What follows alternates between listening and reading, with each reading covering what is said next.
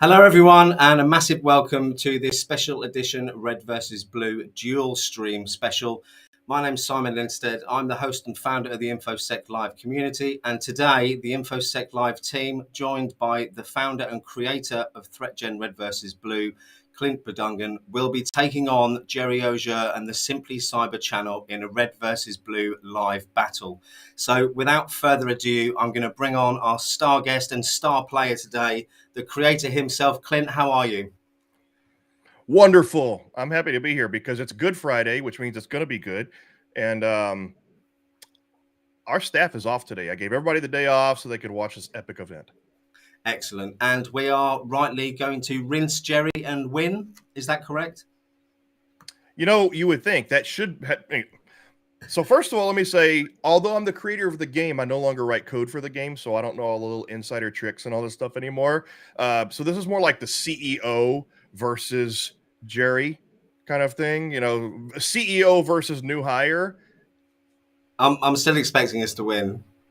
I'm hoping that we win. So come on, for those that don't know you and ThreatGEN, just tell our viewers a little bit about yourself and the company.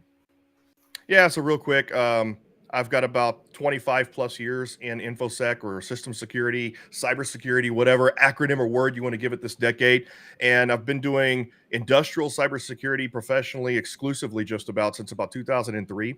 In about 2013, we started using gamification or gaming engines as a means of doing training or providing cybersecurity training.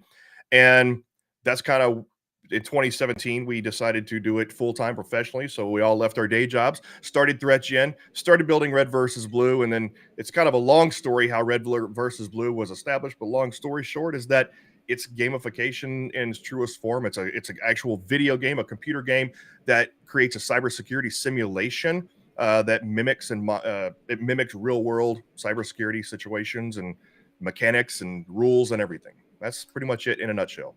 Awesome. And let's talk through what we're going to be doing today and how the game's going to be set up. Yeah, so we are doing a dual live stream. So you and I are streaming here on your channel. Gerry, who is our director of cybersecurity education at ThreatGEN, and also the creator and host of SimplyCyber, he is hosting on the SimplyCyber channel, the blue team side. He'll be the blue team. We will be the red team. And we're coordinating with him on the back end. We're not stream sniping, so that, you know, it's the honor system here.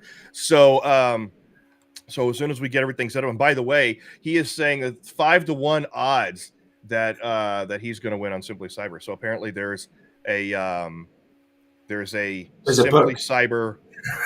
What's that? Yeah, exactly. He's got a book going.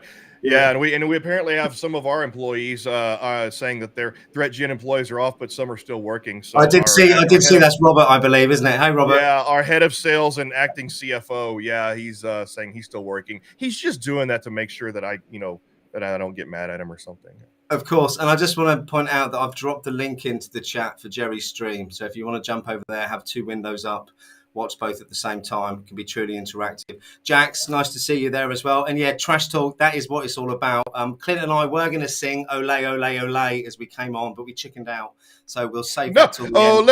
Ole, Ole, Ole, Ole, Ole, Ole. There we go. We'll make sure we win first and we'll celebrate after. So, okay, do we know if Gerry's ready? Shall we launch straight in? Shall we bring the game up and show people the platform? Yeah. Let's jump up.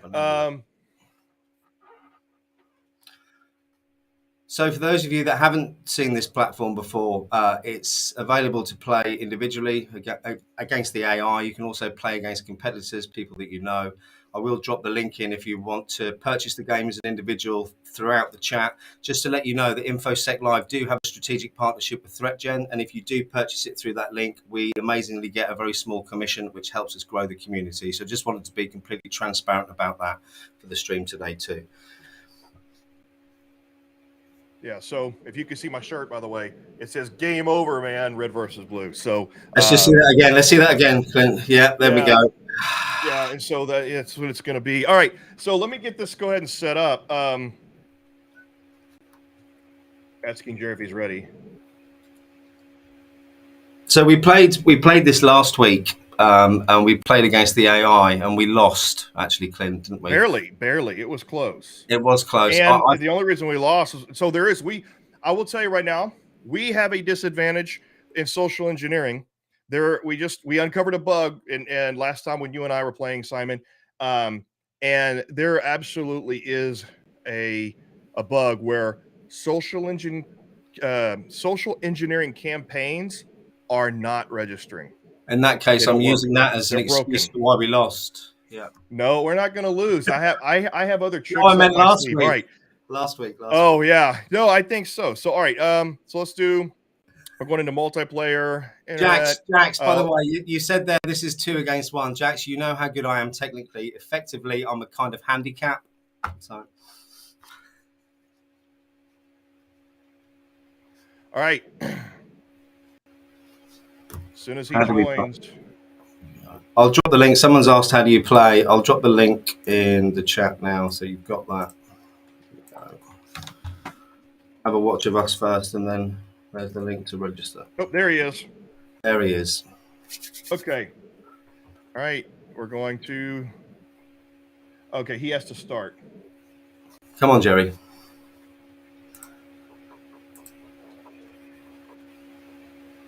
He looks nervous. I've just had a quick look at his stream before I shut it off. He looks nervous to me. Yeah. So we don't know what map he's going to be using. It's up to him. As the blue team, they get to choose what map. Like we're coming in blind, just like a real red team. We don't know what the network map's going to look like or anything.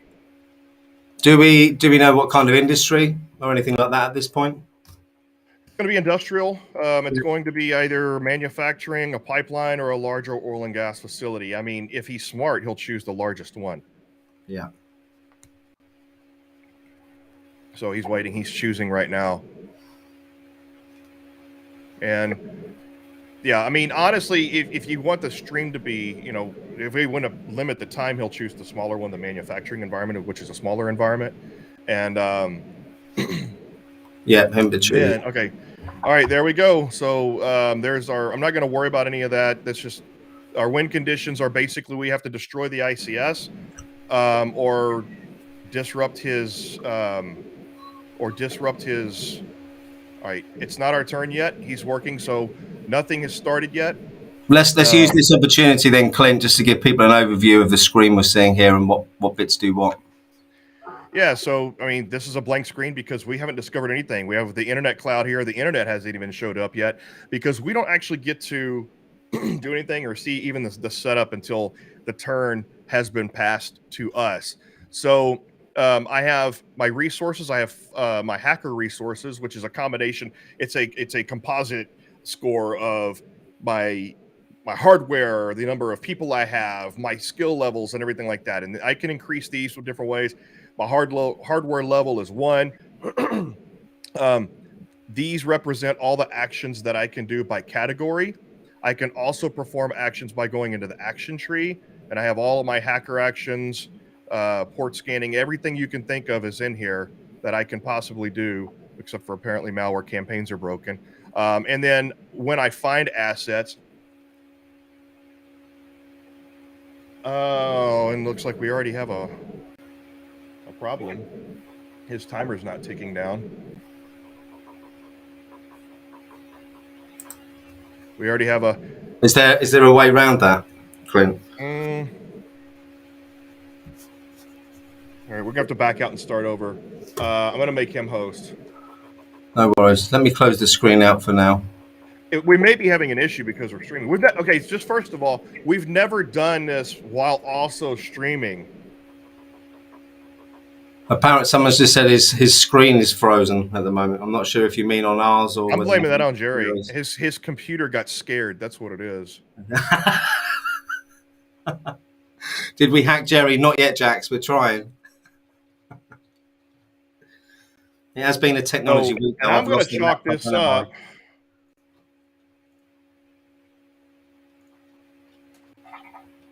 He's rebooting.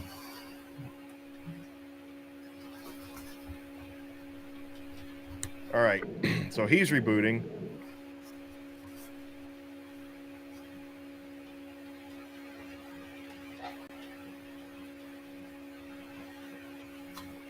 Thanks, Jax. Thanks for letting us know. So yeah, like you were saying, Clint, it's the first time we've tried to do this on a dual stream. Yeah, so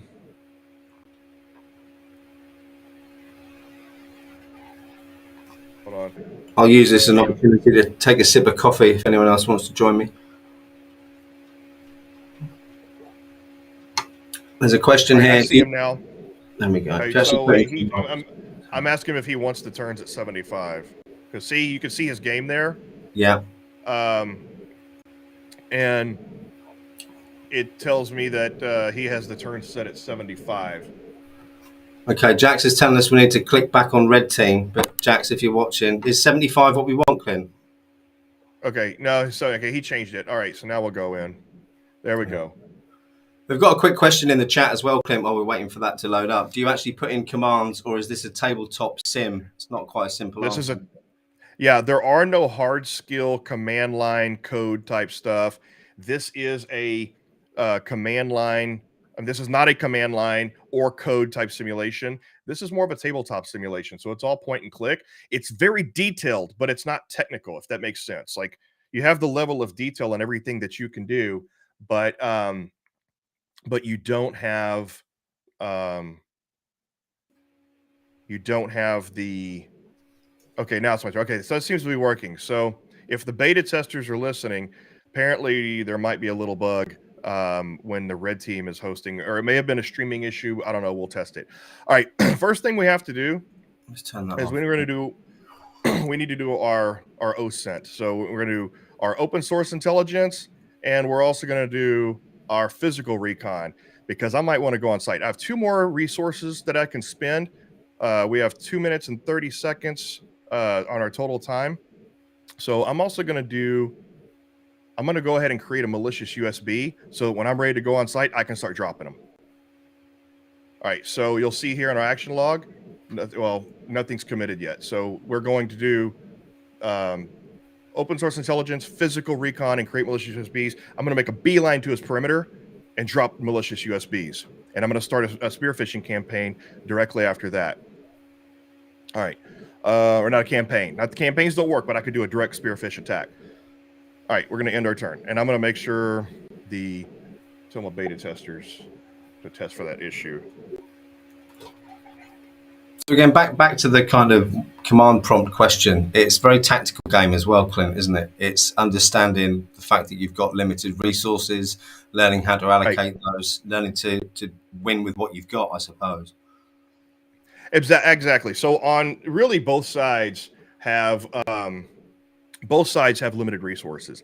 He's starting with limited resources. I'm starting with limited resources.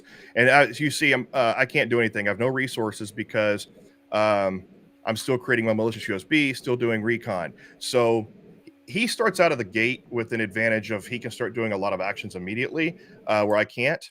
But in the early game, his network is very immature. And so, yes, he has limited resources. He has limited budget, but he can request budget and get more budget. He has limited staff, but he can hire staff.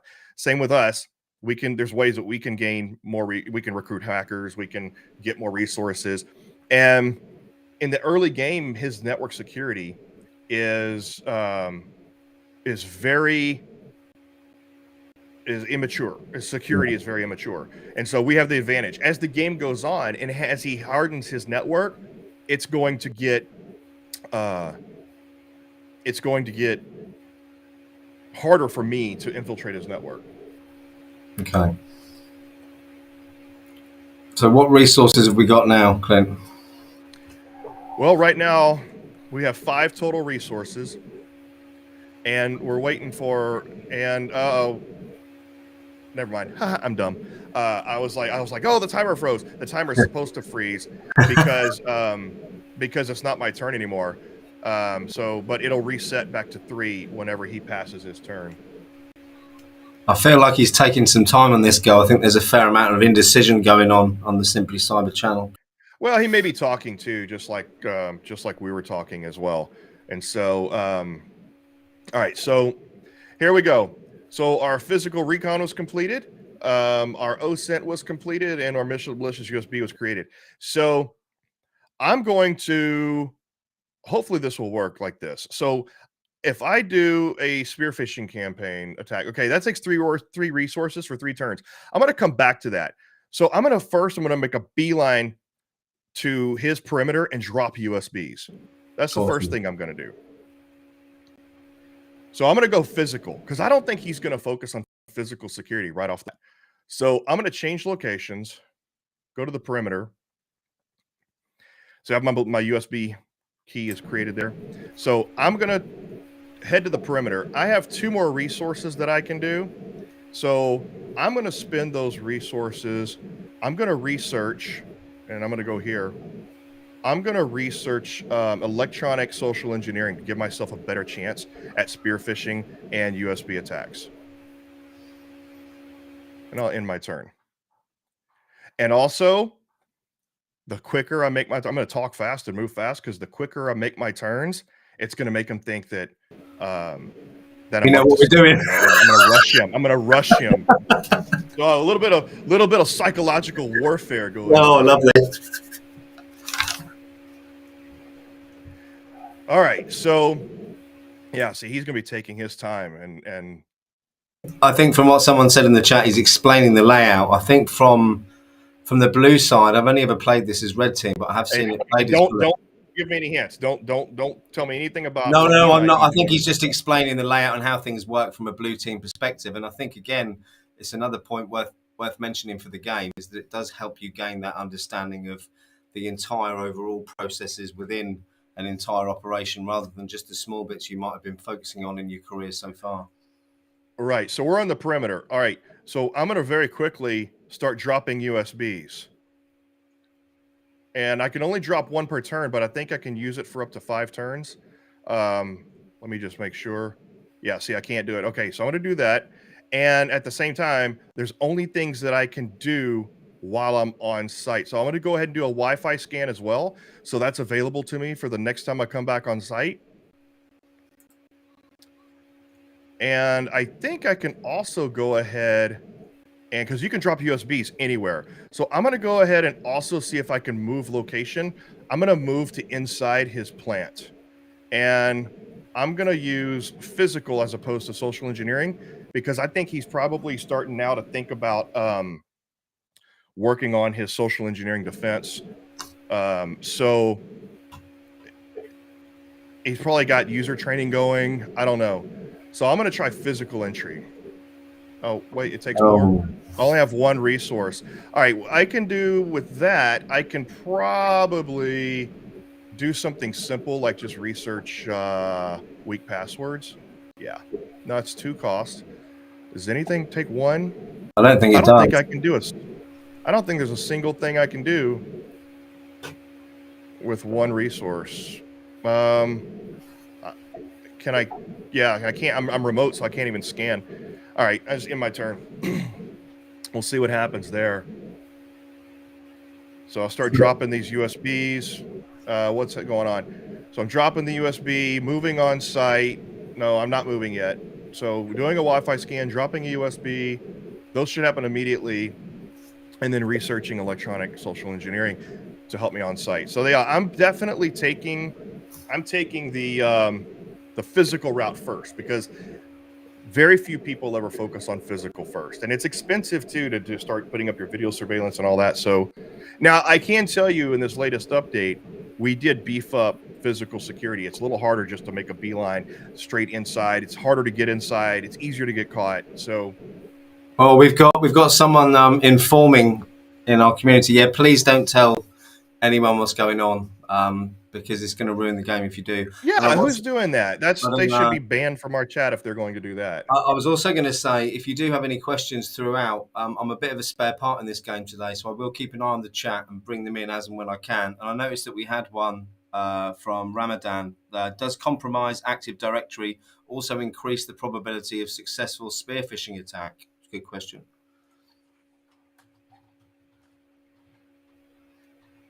So I'm telling you right now, if we find out who's spoiling it, we're gonna ban. I will personally ban you from my channels and from participating any further because that's not cool at all. No. You'll get a lifetime ban, and I'll make sure you never get a copy of Red versus Blue as well. Yeah, it's not fair. I'll ruin the game, guys and girls. So that question then, Clint, does compromised Active Directory also increase probability of a successful spear phishing attack? Where's the question? Does compromise Active Directory? Yeah. So, well, yeah, absolutely. So, it anytime if you compromise, if you compromise, and I wonder if I guess he's taking his time. If you compromise things like Active Directory servers or servers that give you email, usernames and emails, then yeah, absolutely you can. Then you can absolutely have an easier time with password attacks and Active Directory. All right, let me get back to this real quick. So everything is completed successfully here. Because we've compromised. We've got it worked. We've got a successful compromise on the look at that. Boom. I can say right now, unfortunately though, that's in the user workstation zone because it's just a username. It's my computer. Look at that. How fortuitous. We got there, but we can go and do oops, I did not mean to do that. You know what? So I can start exfiltrating data, and I might do that to start bringing his profit and loss. Like, I don't know what my win condition is yet, but if he hasn't discovered this yet, I could start exfiltrating data. He'll see his profit and loss meter going down, and that'll freak him out. And he'll start spending resources. So I have a decoy over here. This is up in the user workstation zone. So he's going to think I'm inside. He's not going to think that I'm on the perimeter. So I'm going to go ahead and exfiltrate data. First off, I'm going to cover tracks, and then I'm going to exfiltrate data. That's going to make it harder for him to discover me. And by exfiltrating data, that's going to make his profit and loss meter go on. That's going to freak him out. I've got this network device here. Probably the switch. I'm not sure. But oh, that's the Wi-Fi. Okay. Wi-Fi, yeah. I can't crack the Wi-Fi yet. Okay. So, what should I do? I have no more resources. All right.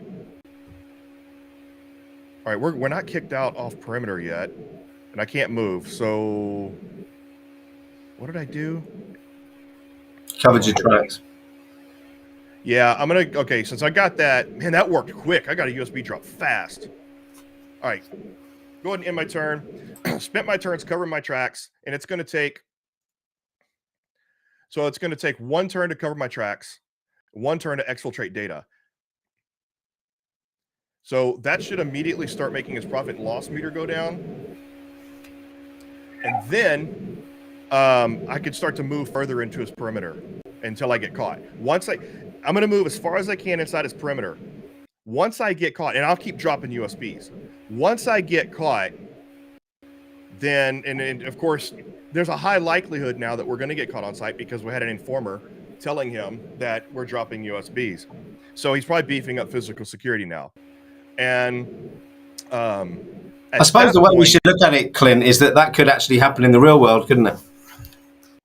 You're exactly right. However, I don't want to give the people excuses to forgive what they've done about, informing on us. So no one likes informers. Yep. All right. So just waiting on him still, I guess. Man, we cut it down. Our last turn was at 48 seconds. We were using all of our time. So the strategy here is, anyway, there's a likelihood now that we're going to get caught on site because he's going to beef up physical security now that he's been informed. I'm going to keep digging physical security as much as I can until I do get caught. As soon as I get caught, then I'll pivot and start working on the perimeter, I guess, and start doing spear phishing attacks to work on the inside. So it's usually my strategy here is physical security first because people don't focus on that. USB drops because people don't focus on people don't focus on the social engineering side up front, and then I'll pivot to spear phishing. Since I can't use social engineering campaigns right now, I'll pivot to spear phishing. And then at some point, your social engineering starts to get harder. Your low-hanging fruit starts to get harder as he will start to harden his network. Then I had to start after looking for other ways in, and so we'll figure out the strategy as we go. It's gonna be very fluid. All right, so we got our tracks covered, hopefully, and the Wi-Fi scan is completed. We got all that done. All right, so I got all the resources back. I'm not kicked off site yet, so I'm going to continue to move inside. First of all, exfiltrating data succeeded. I forget if that's a one-time only thing. Yeah, so we are currently exfiltrating data. Should we hit it with ransomware? It's not an important resource, but that'll get him moving, thinking somewhere else. All right, yeah, I'm gonna install ransomware. Yeah, let's see if that works. I'm gonna install ransomware, and I'm gonna move deeper into his network. All right, so let's change locations. Let's move into his plant with physical access, basically lockpicking, that kind of thing. Now we don't have any more resources. But normally, so I would have dropped more USBs to try to get more insider access using USBs. But we have an opportunity right now to provide a decoy. He already knows I'm here now because somebody told him, I think. I don't know if he found it. You know what? I don't know if he's found this. I'm not going to do that yet.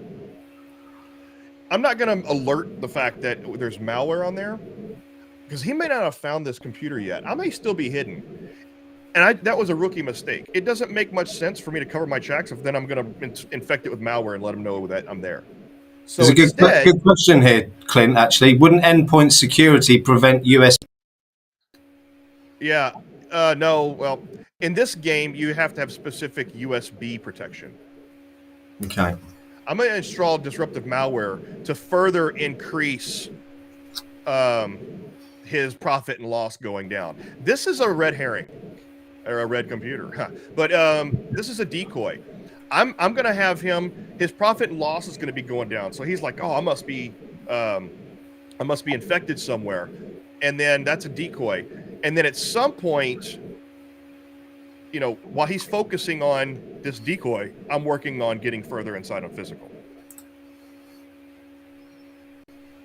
Good shout, Brendan.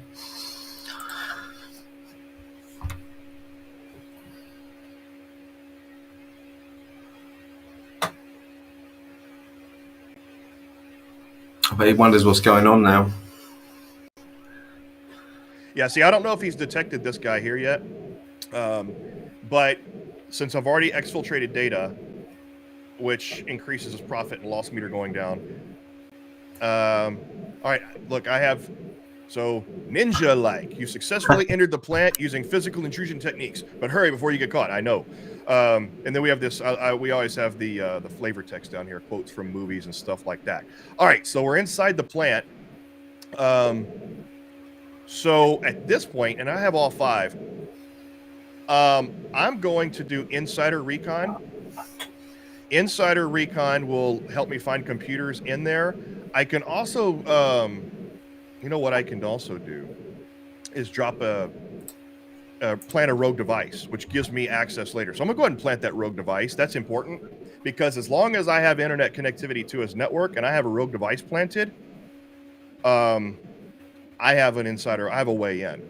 So I'm gonna plant the rogue device. I have 2 resources left, and he can discover the rogue device, but it's, you know, it's unlikely in early game. So I could either crack the Wi-Fi to give me that way in from his perimeter, or do another USB drop, or I can,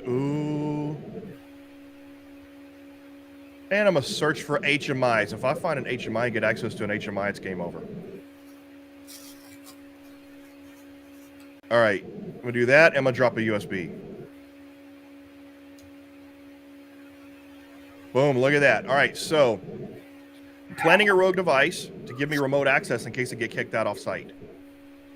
Searching for HMIs. If I find one and manipulate it, and I can damage the ICS right there. Boom, game over.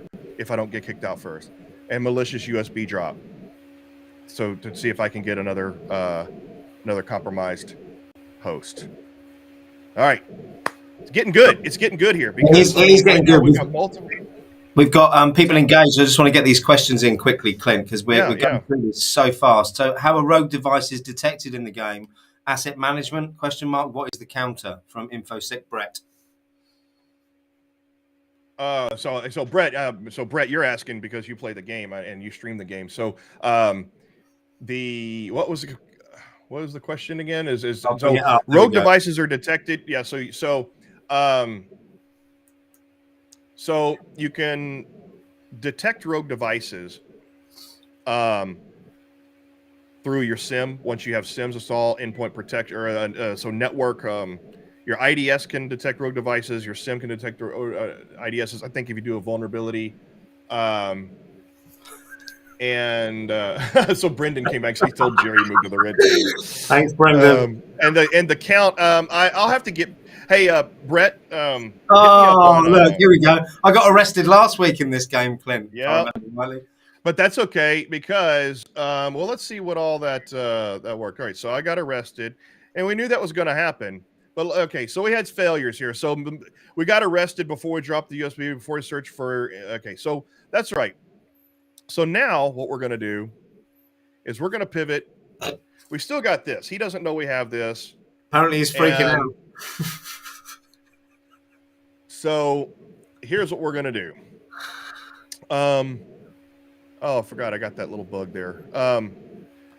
All right, so we got arrested. We can go back on site and drop more USBs and see if that works.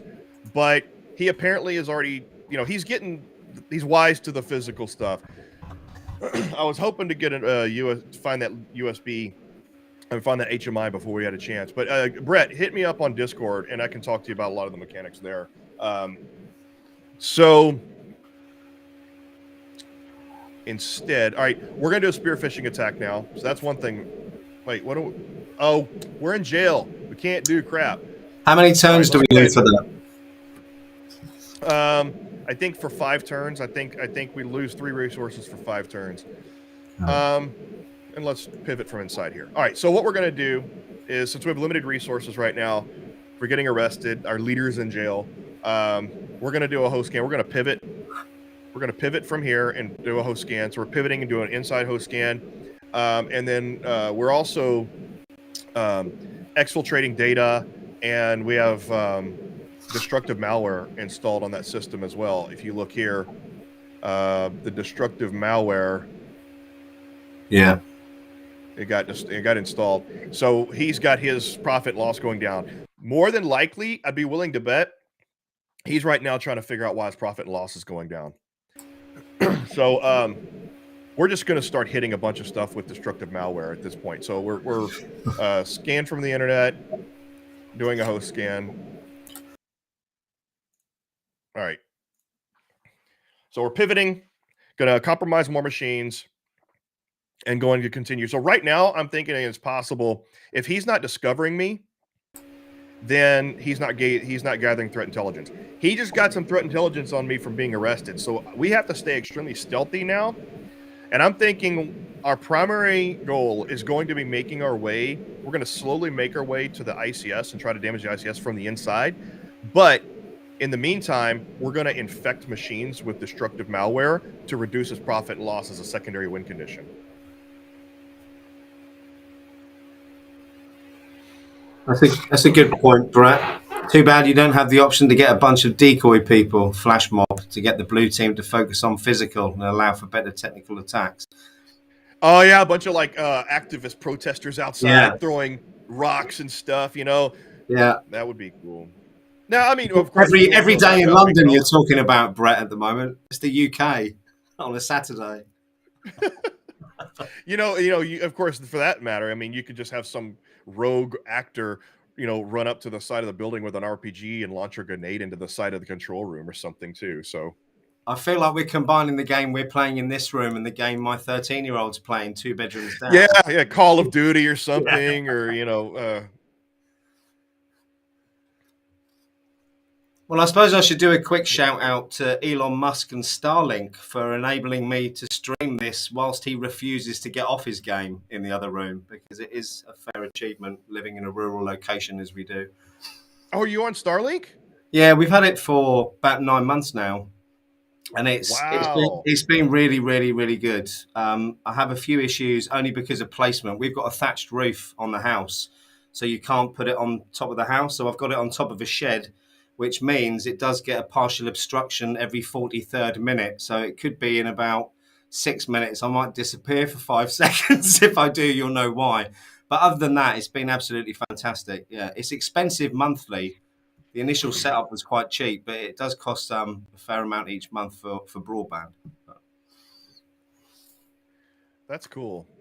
By the way, so he's taking a lot of time during his turns, which means now he's probably noticing his network is being pilfered, or his network data is being exfiltrated, and he's noticed his profit loss is going down. And I have my tracks hidden here, so he's going to have a hard time finding me. And you know, to be fair, on our last turn we were talking a lot too, so it's maybe some explaining, maybe figuring out what's going on. So access cut off. He just segmented his network. Looks like the blue team managed to kick you out on the internal network somehow. So, but I still have access. Probably because it was compromised by USB, but I can still do things. Now, access was cut off, but I still have access. Huh. That's strange. I wonder if that was a race condition thing to where I don't know. It said access was cut off, which means he probably segmented his. I can tell you right now. Yeah, he segmented his network because see, look, these IP addresses are .100. These are .72. So I'm thinking these are the outside, maybe. Yeah. So this is the firewall, and either a remote user or a VPN. These are the internal network here. Okay. So yeah, I don't know why. That's something to look into if any of my guys are listening. I don't know why it would say access cut off, but I'm still able to access this. It might be a race condition. It couldn't be All right, something let's that. go ahead. Sorry, go on. I'm going to go ahead and port scan these. I'm going to start moving internal and move through the network until I get out of jail. But yeah, I don't know. I don't know why it would cut me off, but I still have access. It may also be because it was compromised via a USB, or the notification. So basically the notification. Here's what I'm thinking. I'm thinking there's a little bug there. Originally, before we refactored the entire back end with the levels, you'd get a notification whenever all your network IP addresses change and you lose access because they resegment the network. The logic that it goes off of, I'm thinking the entire logic tree is not complete. You're still getting the notification that lets you know that all these IP addresses changed and that the network has been segmented, but maybe either it's not actually working, it's not cutting your access, or B, what could also be happening is a remnant of a notification. So he may have segmented his network like prior to this, and then it just didn't tell me that the network is segmented until I did my first scan and found these computers. So basically, if I had access and he segmented his network, I would have lost access. However, I didn't have the access to the inside to some of those when he segmented his network. I don't know what's going on. We're gonna have to look into that. Let's So, find out. something for the beta testers to look at. All right, I've got these devices port scan. I'm still not out of jail, so maybe even closer to 10 turns. I don't know. Yeah, it's as I said, it's not related to the rogue device. I never got the rogue device planted, so no. That's a good point, though. So I'm thinking this is a firewall here. All right, that's all I can do is continue to scan and enumerate to dig deeper into these devices. Man, when you get arrested, you get put in jail. That really kicks you in the butt, doesn't it? I mean, it really takes away the resources you have available to you. So we're a fifth of the way through the game, and we've already had our first strategy foiled. We were one. If we would have just if we would have got arrested one turn later, we would have had that rogue device.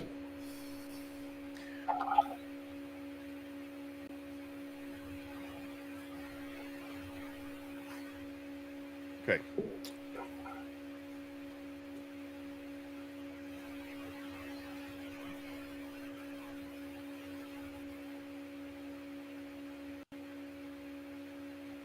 I think Brendan's asked a question. What would you do? What would you do if you were USB hit? I mean, my only advice is to unplug everything. I'm not sure if that's right. Is it, Clint?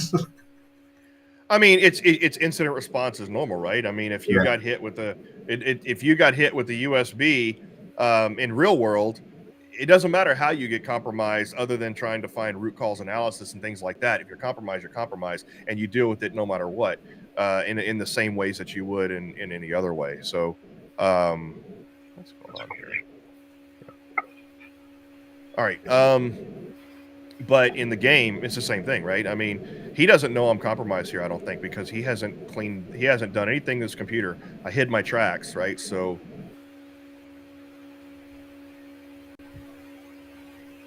okay, more in game. Yeah. So, I mean, if you get hit with the USB, but it's the same thing. If you're compromised, you're compromised. You can prevent USB, or attempt to prevent USB compromises, by installing USB security on your hosts. But it's the same thing in game. The game doesn't differentiate, how you get compromised, other than in the logs. But if you get compromised with a straight attack or a USB attack, it doesn't matter. If you're compromised, you're compromised.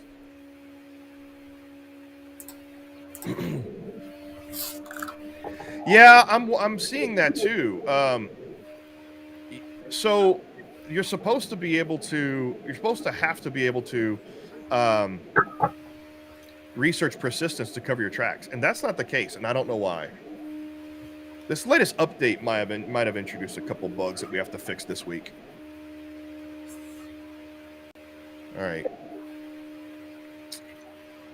So now we can look to find vulnerabilities, and we're out of jail. Whew. Excellent. All right. So the first thing we're going to do is look for public vulnerabilities on those two devices. It's just a switch. Let's go ahead and run a spear phishing campaign, not a campaign, an attack. And also let's port scan with these devices. I'm looking for a firewall. I'm looking to move further into the network. All right, so we're kind of at a lull right now. We're in the network, and we're looking for firewalls. We're looking to move laterally further throughout the network, while also working on trying to mess with his profit and loss. Ramadan's come out with a good comment as well. How about increasing human resources? Yeah, and I can here. Well, if you're talking about the blue team, then yes, that's always a good idea. But we can here, but we don't have enough resources to do it. So we can recruit hackers, and it takes 2 resources, which I will do. But for now, I can also upgrade our rig to increase our resources. But for now, I want to try to set the stage here for me to move further into the network. All right.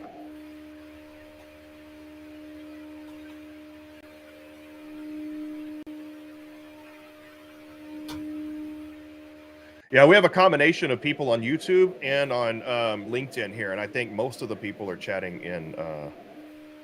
I think sometimes this is run through Restream as a platform. Sometimes it doesn't filter the chat through terribly well from LinkedIn either. So if you do want to engage and you are watching, it would be good to jump on the YouTube channel. I'll drop the links in the chat for both of them for anyone who wants them. Bear with me one sec.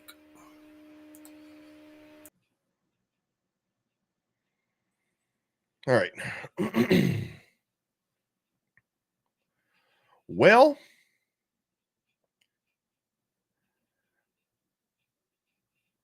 let's see. Waiting on him. I'm trying to think. What am I going to do next? It depends on what happens. So I mean, the spear phishing attack's going to take 3 turns. It's it takes 2 resources for 3 turns. So, but it's very targeted, and you have a higher percentage of success. But if that doesn't work, I'm not going to try again. I'm just going to move on. But it's kind of a shot in the dark.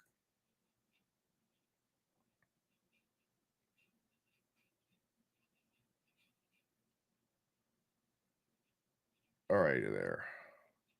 You still looks like your audio went a little quiet. You still there, Simon? I'm here. I'm typing, putting some Okay, links just in the muted. chat. Yeah, I haven't frozen yet. It's all right. All right, good.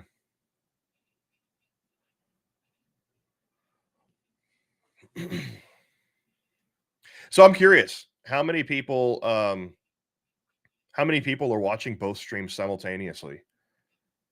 Because I mean, I know it's going to get confusing because he's talking and I'm talking. You have to choose what you listen to, but I'm curious to see how many people are watching both streams in two different Yeah, I think browsers. it'd be good to get some feedback on that as well to see if people would like to see this again. Because, like as you said at the start, Clint, it's not something that we've done.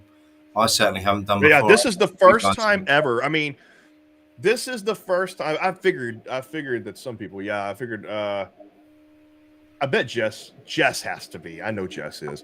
I figured Brendan would be. So Oh, I this is suppose the I should very do a first quick, time. quick plug actually. If you can encourage anyone to come on here and subscribe to our YouTube channel, that would be most appreciated as well. While you're watching, that would be amazing. Sorry, Clint, I'll be quiet now.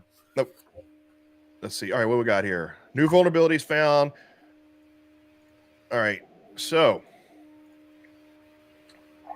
we can attack this now. Awesome. Before we do, Thanks. we can't. So action log. We still got the spearphishing attack going. Yeah, so that's going to take a little bit.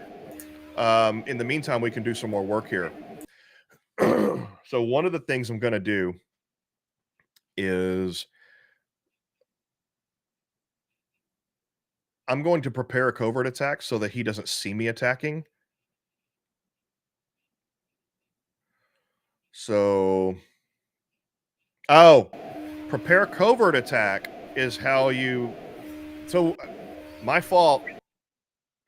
You're supposed to research persistence to hide your tracks, not prepare a covert attack. And so, or both actually. So I messed that up. I'm the person that hooked that up wrong. So I might as well do research persistence. So, I mean, here's the thing. To your point, Simon. Sorry, I got allergies going.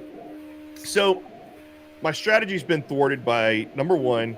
I'm just gonna trust me. I'm not whining. I'm gonna provide some logic here.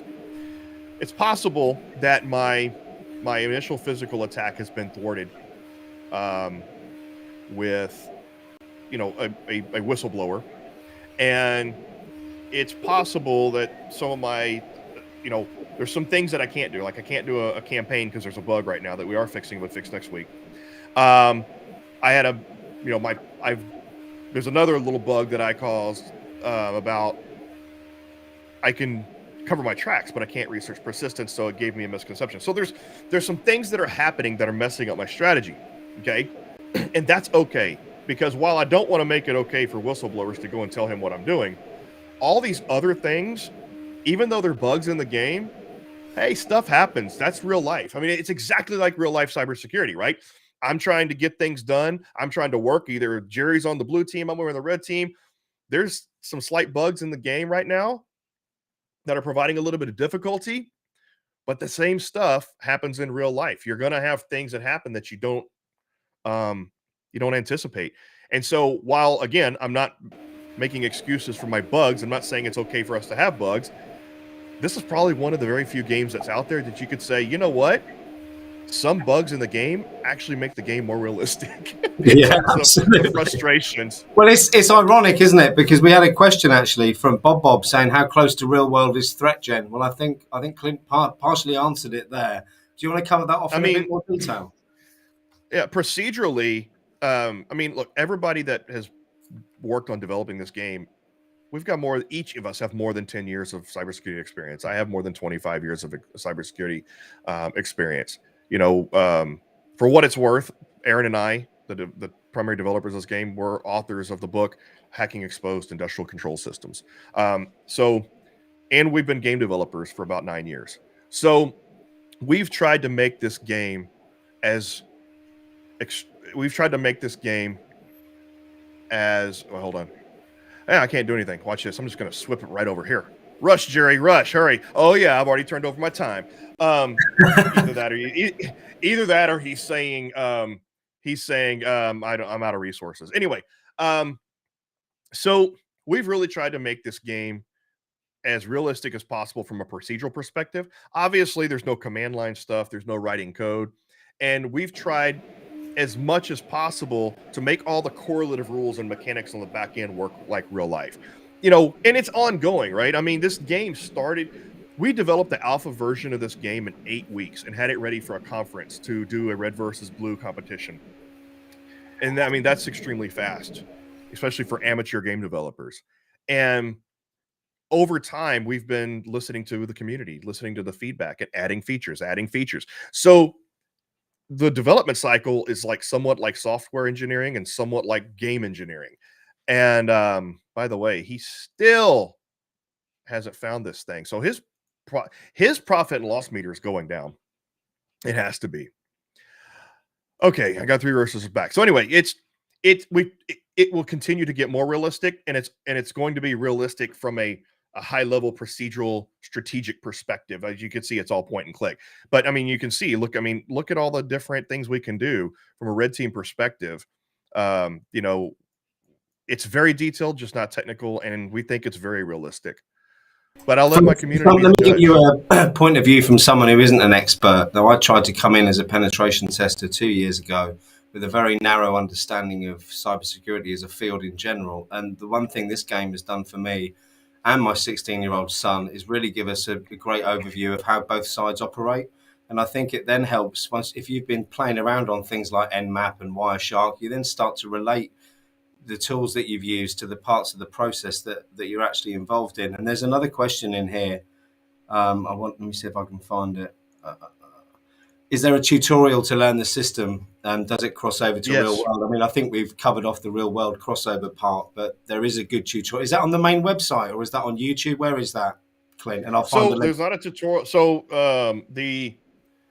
there's a game guide. The game guide is available. There's a game guide available on the Steam version, and it's at the Steam website. And it's also in the Pro version. The video tutorial is only available to members and subscribers of our Pro portal. There's an old video tutorial that's out there on YouTube. Somebody can go find the link. It's on the Threatgen channel. It's out there, but it's like for version 1.6, I think. But it gives you the basics. And there's a couple walkthroughs of 1.6. But all future tutorial videos on getting started with the game and all that, there are instructional videos that are in our educational portal, which requires a license. It requires a subscription. Well, seamlessly done there, Clint. I have just put the link in if you want to purchase it. I just want to bring your attention to one important thing. We are a strategic partner with Threatgen. One of the ways to keep the Info-sec Live community going for free for all its members is to develop strategic partnerships.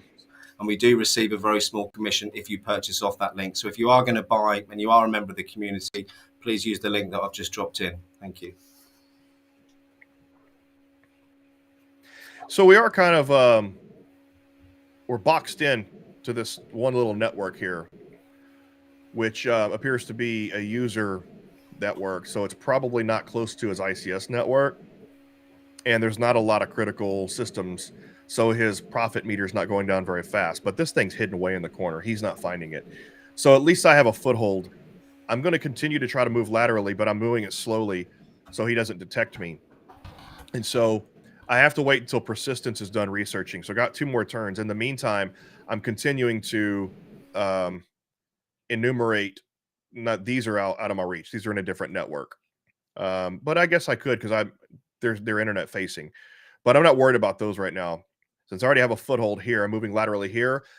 I'm going to research persistence, compromise more devices, and keep hidden and can continue to exfiltrate data and install destructive malware to keep his profit and loss going down.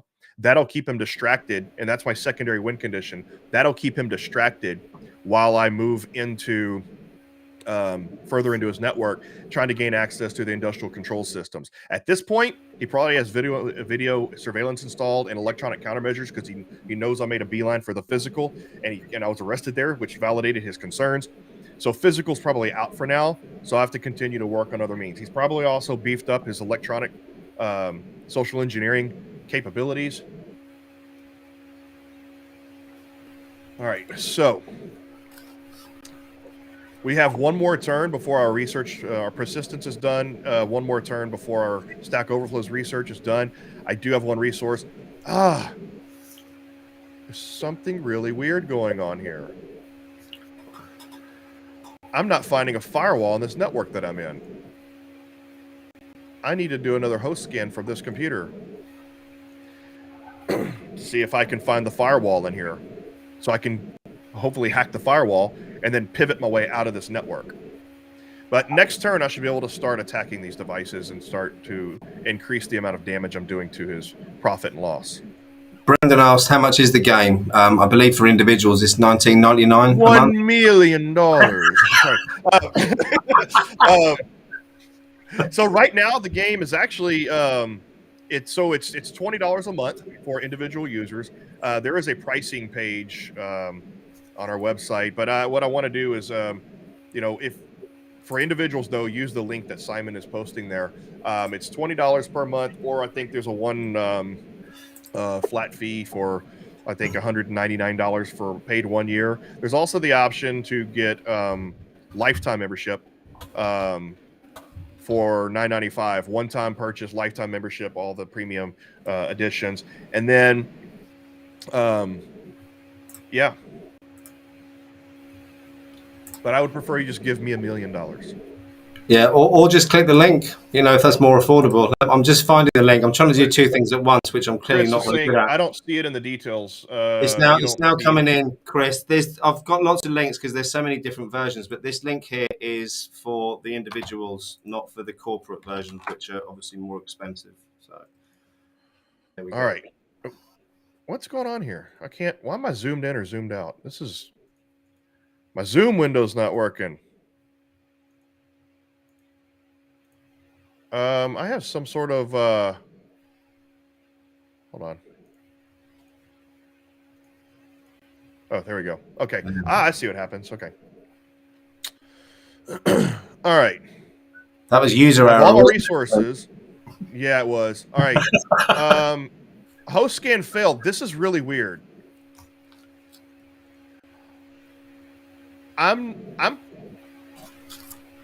There's apparently no firewall. Look.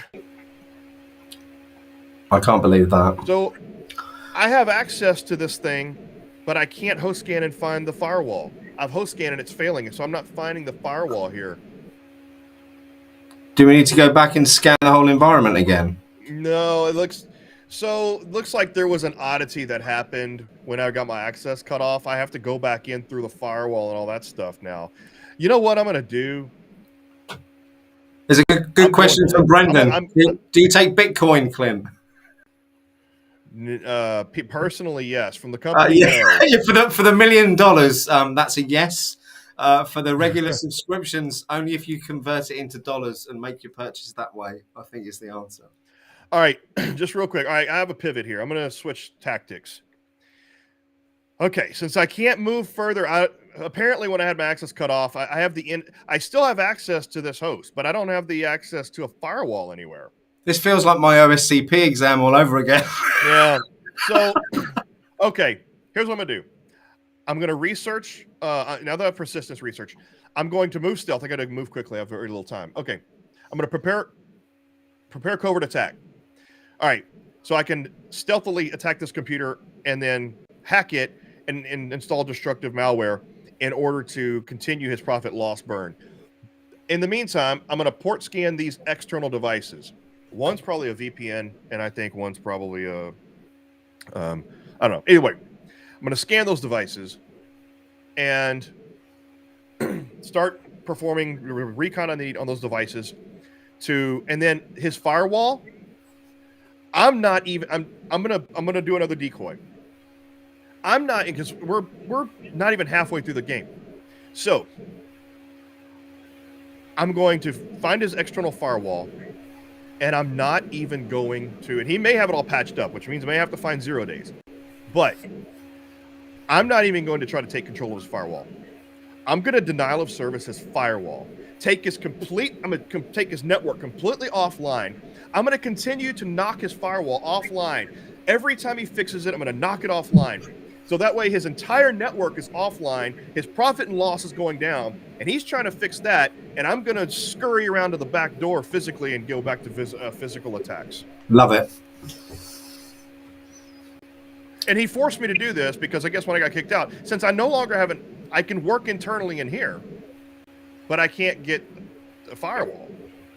So I can still continue to work in here, but in the meantime, I might as well just go and attack, his firewall and knock it offline and continue that profit loss thing going on.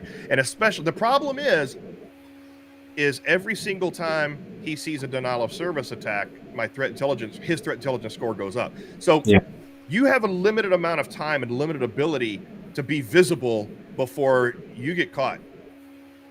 I don't want to go back to jail again this week. Yep. Yeah, exactly. And see, so far he's only increased his threat intelligence score a little bit, because he's caught me and I've been arrested. He can't increase his threat intelligence score until he finds this and does it. Now, here's the thing. At one point in the game, and I don't know if we fixed this, at one point in the game, and I'm pretty sure we did, if you find a compromised host and you just keep performing threat intelligence over and over and over and over and over and again on that one host, you can win the game. It was a glitch that allows you to win the game that way. I think we fixed it to where you can only perform threat intelligence once per host now. So I would have to assume that's fixed. And I would have to assume that he hasn't found this computer yet. And his profit and loss is continuing to go down. No naughty step, Brendan. I've got 6 children. Need a lot of steps in my house. All right. So, and here's the thing. It may be possible that since I can't find the firewall, my earpiece is heading out. Since I can't find the firewall, there may be a bug to where I'm operating in this little network here, but it's not registering my the fact that this thing is compromised anymore. I don't know. All right, so I'm preparing my covert attack. It's going to take 3 turns. Ay, ay, ay. Maybe I should have done that. All right, I'm going to China's asked a quick question, Clint. China said, what is the device you keep referring to? Is it a rogue device? I'm not sure what you're asking there. Do you mean the one with the skull and crossbones on it? Or let us know, China, what you mean, and I'll try and get that answered for you. This is just a workstation that I have compromised. So both these are network devices, which means one's a VPN probably and one's a firewall. So that's all I can do for now.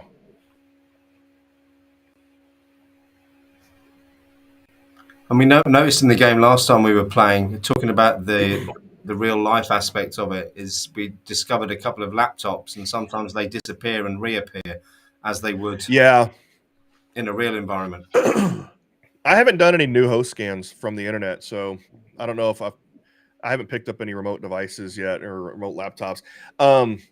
Yeah, I'm really curious. Like, his profit and loss should be going down, but he hasn't found this thing yet. And maybe because it's a user workstation, he's not thinking it's that important. So he hasn't put endpoint protection on. He's not detecting it.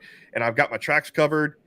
But it does have me concerned. I'll be really curious to see the brief, to watch this, go back and watch his side, and to see if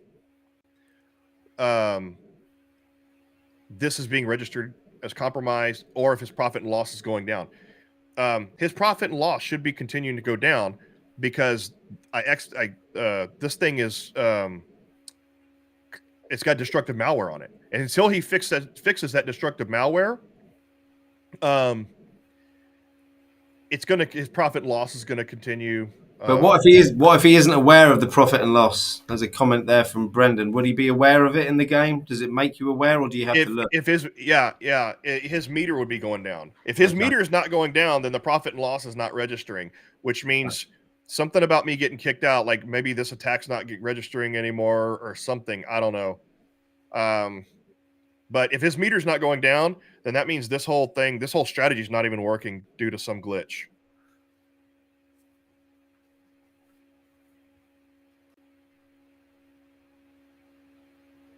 Anyway, don't tell us anything, Brendan. I don't know.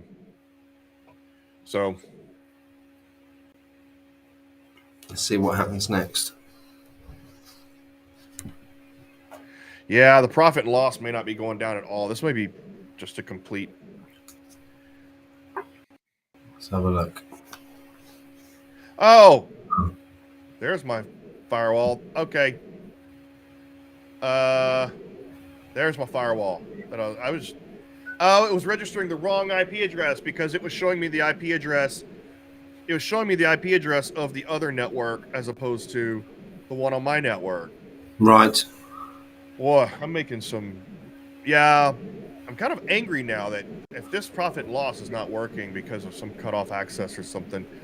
Either way, I'm still waiting on it. I mean, we have still plenty of time. We're not even halfway through the game yet, and I'm still preparing this covert attack. He thinks he's feeling like he's doing pretty good right now because he doesn't even know he's compromised. We're lulling him into a false sense of security is what we're doing, Clint. Oh, absolutely. All right, wait. How many turns do we have here? We have one more turn till that's done. Okay, so I'm going to spend one resource on finding public vulnerabilities.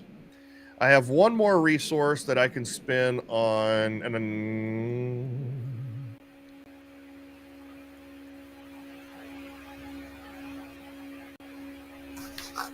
evade network detection. That's perfect. All right, so I'm going to evade network detection. So in my next turn, I'm going to start attacking devices. I have a covert attack prepared. I've got my tracks hidden on that compromised device. And my next turn, I'm preparing to evade network detection. He should not see this next attack coming. Okay, got a quick question while we're waiting for Gerry. Does denial and manipulation have the same effect to profit and loss, or does manipulation have a bigger impact than denial? It's a good question. When it comes to profit and loss, denials have bigger. If there's two ways to affect the profit and loss by you can deny the device, or you can compromise the device, exfiltrate data, and install destructive malware. So, all right. To be fair, we had a spoiler on his side. We accidentally had a spoiler on this side.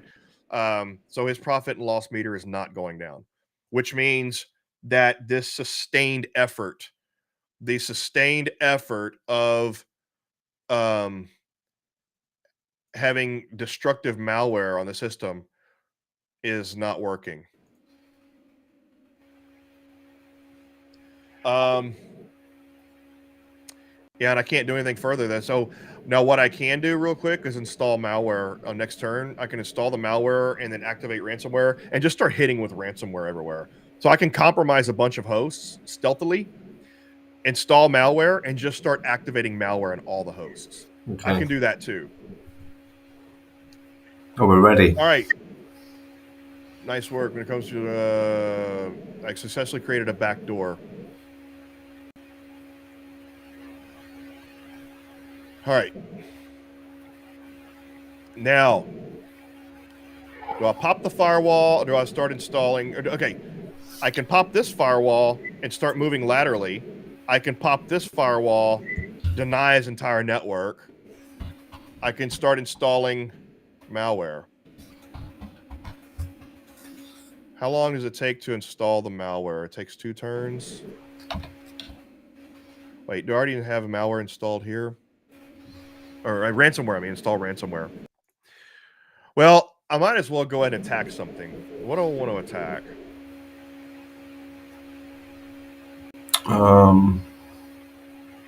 What kind of vulnerabilities do we have over here? Stack Overflow. In a weak password. Stack Overflow is the only thing for denial of service. What have we researched? Where are our skills at, Clint? Only thing we've only researched one skill, Stack Overflow, and I guessed right on that one. So it's either start ransomware here, deny his firewall,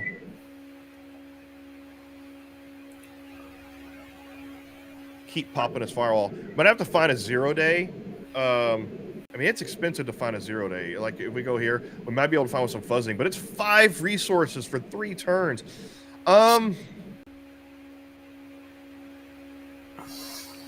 Let's keep moving inside. You know what? I'm gonna reserve knocking his firewall out and taking his entire network down, kind of as a last resort option. And then because his physical security is probably pretty good right now. So, but I can go and attack this firewall. And I can do it stealthily. He's probably already changed. Knowing Gerry, he's already changed his default credentials. And he probably has a password. Oh man, I'm gonna try incorrect access control.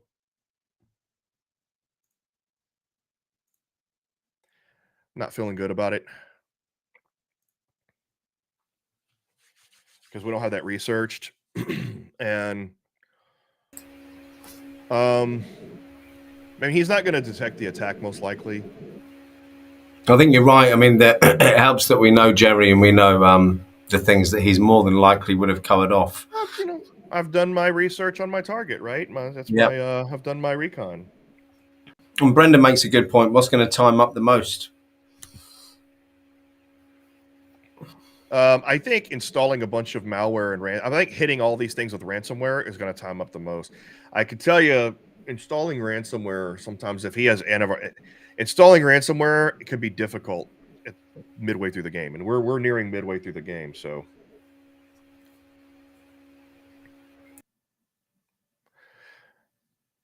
At some point, my earbuds are gonna run out on me. I'm gonna have to switch to an alternative. Everyone may be able to hear my microphone died during our stream last week, so I'm using my laptop at the moment. Sounds like I'm in a tunnel. See, I bet you he thinks he's doing pretty good now because his profit and loss meter is not going down, because apparently that's not working. And it's possible, I don't know. I mean, I don't know why I'm seeing this compromise. So apparently he hasn't found this box, which is why I still have a pivot into all this stuff. But my destructive malware is not working. Strange. I've installed destructive malware, which means his profit and loss meter should be going down. Frustrating. And my attack failed.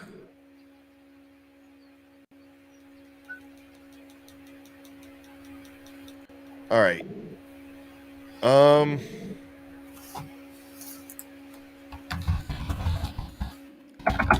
What to do? I still have this pivot. As long as I have this pivot. All right. I'm going to go ahead and try to find some 0 days. I'm going to use fuzzing, minimal effort to find 0 days, and then continue to work on these computers here.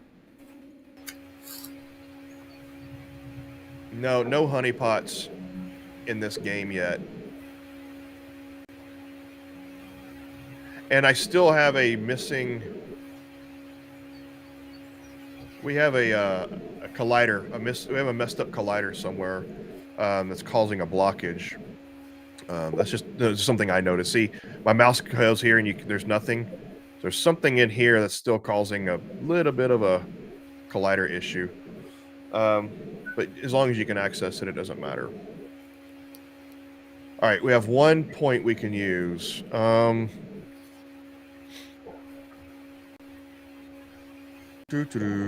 Let's go ahead and do a host scan from the internet just to see if we can pick up some remote users. All right. Yep. I'm really rattled right now. It's upset me that my so far one of my strategies is being completely circumvented by the fact that the game doesn't seem to be working like it's supposed to be working. Well, we've got 30 goes left, Clint. It's still possible. Yeah. So I have a covert attack. Wait, how many uses do you get out of covert attack? Well, you know what?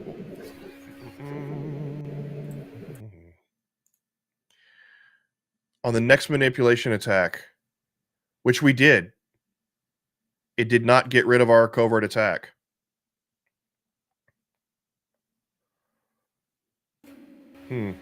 Okay.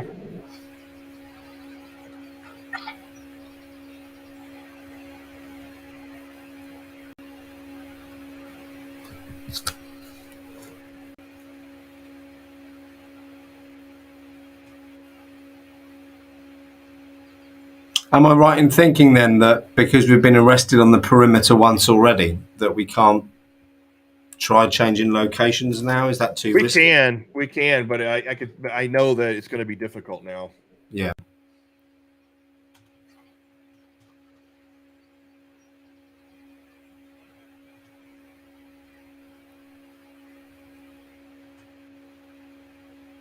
Okay. Yeah, I'm really curious. So because like I said, we did have a little, yeah, but no spoilers, no telling us what's going on the other screen, No. but we were informed that the P&L his P&L meter is not going down, even though it should be going down. So that has me angry.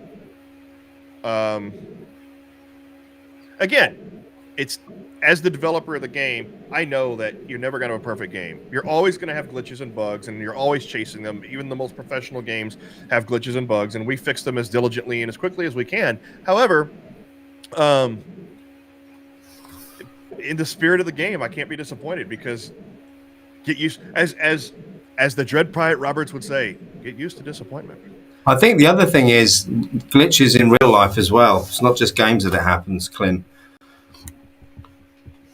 Yeah, exactly. So that's interesting. No remote users. He has no remote users, which tells me he's probably on a manufacturing network, maybe. Yeah. Or there's no remote user was available or logged in at the time. One more until fuzzing is done. All right, so I can go ahead and look for public vulnerabilities here. Or is there anything else I can do that would be worth my time for 3? Probably some, you know what? Let's do some research. So,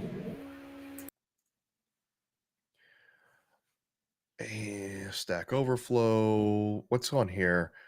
I really need to work. Access control. I'm not going to do research really until I figure out. You know what? I'm going to start beefing up my electronic social engineering to kind of counter his counters to my social engineering. So I'm going to research. Oops. I'm going to research electronic social engineering more. And I have one left, which is not going to give me much. It's going to end my turn. So by beefing up my skills in electronic social engineering, that's going to balance out. So he's probably got a lot of effort put into social engineering defenses, two-factor authentication, cybersecurity awareness training. So by me beefing up my skills in social engineering, that's going to even out that bar a little bit, give me some chances. I'm going to also start doing research into my earbuds going out. I'm going to start doing research into human social engineering to give me a better chance on site. Yeah, good plan. Because I'm about to nuke him. I'm about to nuke him. I'm gonna start. I'm gonna as soon as I can as soon as I can compromise some of these devices, I'm gonna start launching ransomware, and then I'm just gonna nuke his. And that's gonna be a distraction while I head off site. So I got my covert attacks ready. I can evade network detection anytime. That's what I should have done with the one turn. I'm an idiot. Oh, brilliant. All right. Right, I'm going to drop out my, for 30 seconds, guys, because my teenage son's got a running race on the track this evening and he's now being picked up. I'll be back in 30 seconds, okay?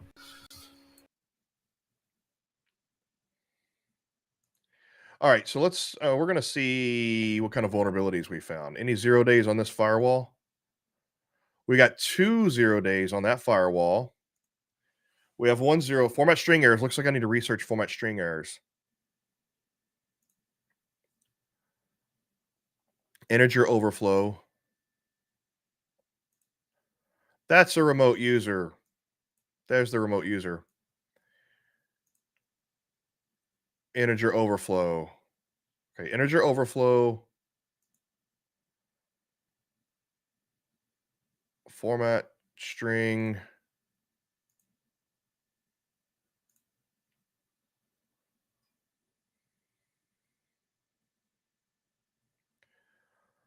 Okay.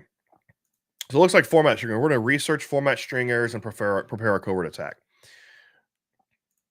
So, or prepare network IDS evasion. So format string error, get some skill up in that because that's a 0-day that we found. And we're going to prepare IDS evasion, evade network detection. And we still have covert attack ready. So we're pretty stealthy right now. All righty. So it's funny. Someone told Gerry that we were losing, but no detail. So I'm gonna tell whoever. I'm gonna just tell you right now. Whoever said we're losing doesn't know the game, because it's not even we're barely getting to the point of halfway through the game, and there's zero way to tell if anybody's losing or winning at this point, because I still have attack vectors in. I guarantee he hasn't fixed all of the vulnerabilities, and we do still have access into his network. So how does someone figure that we're losing? What have I missed? If I find out, so apparently someone told Gerry that we're losing, but didn't give him details. But we're not. Number one, we're not losing. Number one, we're in his network. We still have plenty attack vectors left. There's no way to. I gotta turn my earbuds off. Got to get a new. So the person who went and told Gerry that we're losing. Number one, you're ignorant. You're ignorant about the game, and you're cheating. So if I find out who you are, you will never, ever get a copy of Red versus Blue. You'll be banned from my channels, and I will call you out publicly, and I will dox you like the hacker. And more importantly, we're not losing, actually. Yeah, at all. Yeah. So question on why wouldn't you go after the low-hanging fruit instead of the D-days from Chris? Because I don't want to be detected. If I'm threat intelligence is a factor in this game. And why did network evasion fail? I'm going to try that again. All right, so I can just real quick. What do I want to do with my last two? I'm not attacking yet because I'm trying to be stealthy, because you can lose very quickly in this game. You can lose very quickly in this game by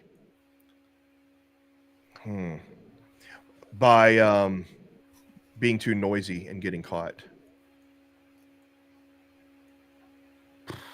I suppose while we're doing this, I'll do a quick pitch for the community. For those of you who don't know, this stream is off the back of a community that was founded back in June last year. We're now up to, I think, under 2,500 members, from those aspiring to be in cybersecurity to cybersecurity leaders, and it's absolutely free, and they're basically to help people improve, raise their game, improve their skills. I'm not a cybersecurity expert, but I have got 30 years sales, marketing, and business experience, and I've tried to help people with their soft and essential skills. So if that's something you want to improve, or you just want to hang around with some like-minded people, the link to join is there. It'd be great to see you. Sales pitch over.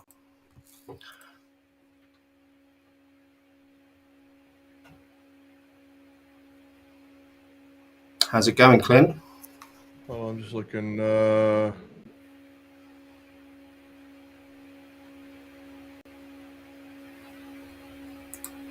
Oh.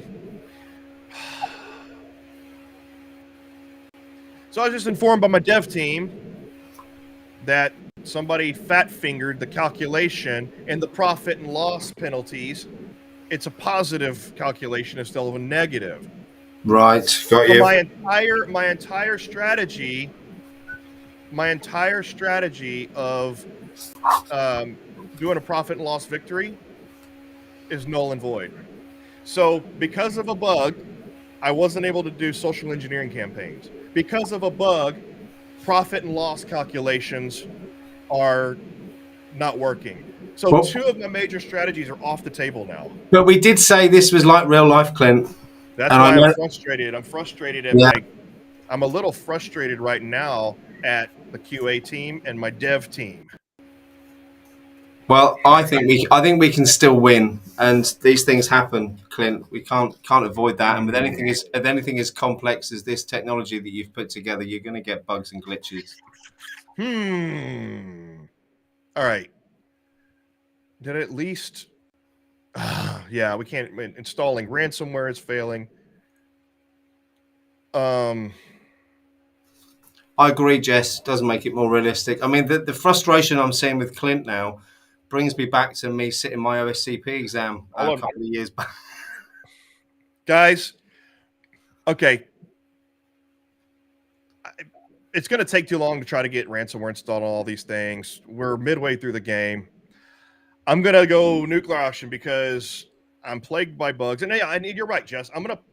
I'm frustrated, but yes, you're right. It's like, it makes it more realistic.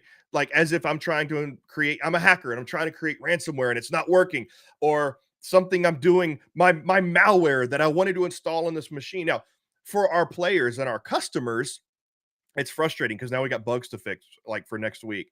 And so the game isn't going to work correctly for our customers. But from my perspective, like, yeah, it's like, okay, I got this malware and a bug in my malware is not doing what it wants to do. So the game is making it difficult for me, but everybody's right in that it is, it really is, like Realistic right now, so that's fine. Yeah, sorry, guys. And by the way, I was joking when I said I'm frustrated with my QA team and my dev team. I'm not really throwing them under the bus. That's just hopefully, Clint, they're off work today anyway, and they wouldn't have heard it. No, one of my QA analysts is here. I don't want him to. If he's listening to my side, I want you to know I'm not really throwing you under the bus. I'm not blaming you. It was more of a frustration, a frustration poke. Yeah. All right. So look what I'm doing here. Attack the firewall with the 0-day string format, error, denial of service, nuke them. I don't care. I'm just going to start, and I'm going to keep looking for 0 days so he doesn't fix that vulnerability unless he has to do penetration tests to find vulnerabilities, which he may have done by now. But if he can't fix if he doesn't find these 0 days, I'm going to keep popping his firewall. But never mind. Apparently the Prophet, so denying his entire network won't work because, so one of my dev members just said, apparently someone effed up the integer sign in the revenue calculator, the profit and loss calculator. It's positive instead of negative. So if that's the entire calculator, then DOSing his entire network isn't going to affect the profit and loss meter. Okay. We'll see. Thanks, Ramadan. It is entertaining. From my point of view, it's entertaining too. Yeah. Laugh at my pain, people. Laugh at my pain. Well, the ironic thing, Clint, is our viewers have gone up since you've expressed that pain. So it just goes to show what society really want to watch, doesn't it? Let's be honest. Yeah, but you know what? Hey, this is the ultimate QA right here. Having the product manager, the CEO of the company, and the product manager play it and start uncovering all of these bugs and issues. You want to tell Gerry China he can be gleeful all he likes, but we've still got 26 turns left. There must be a way.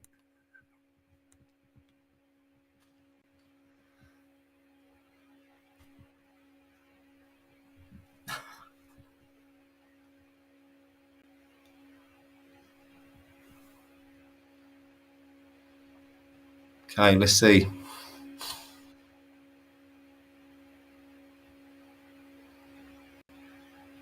Well, so I just knocked him offline. I knocked his firewall offline. His entire corporation is now offline. And if the friggin' profit and loss calculation was working properly, his profit and loss meter would be going down. Is he smiling now, China? You can tell us that. That's not cheating. Hold on real quick. All right, I'm going to make, while he's doing that, I'm going to make a beeline off site and drop some USBs. Jess has asked, are you going to add the newly discovered Pipe Dream malware into the game? We are going to try to make a scenario for that, but only for pro. Thanks, Jess. All right, so we're going to do that. I'm going to start upgrading skills again. Electronic social engineering. All right, we're good. All right, real quick.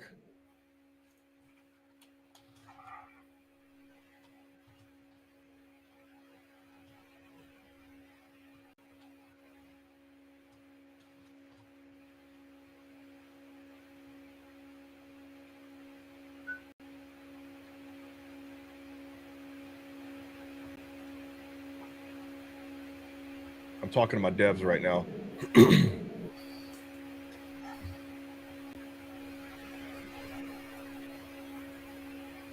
All right. I mean, apparently he's going to be freaking out right now a little bit, at least, saying I just denied his firewall. He's probably also saying that you know what he's probably saying right now? He's probably saying that I'm getting frustrated that I can't make progress, and that so I'm just nuking his firewall out of spite. However, the problem is he's right. I am getting frustrated, but not at his blue teaming ability. I'm getting frustrated at my own code and my own game breaking. So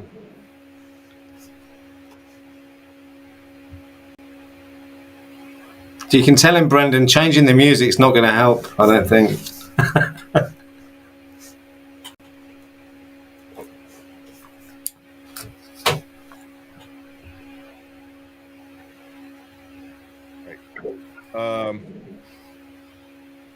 I'm yelling at my developers right now on chat.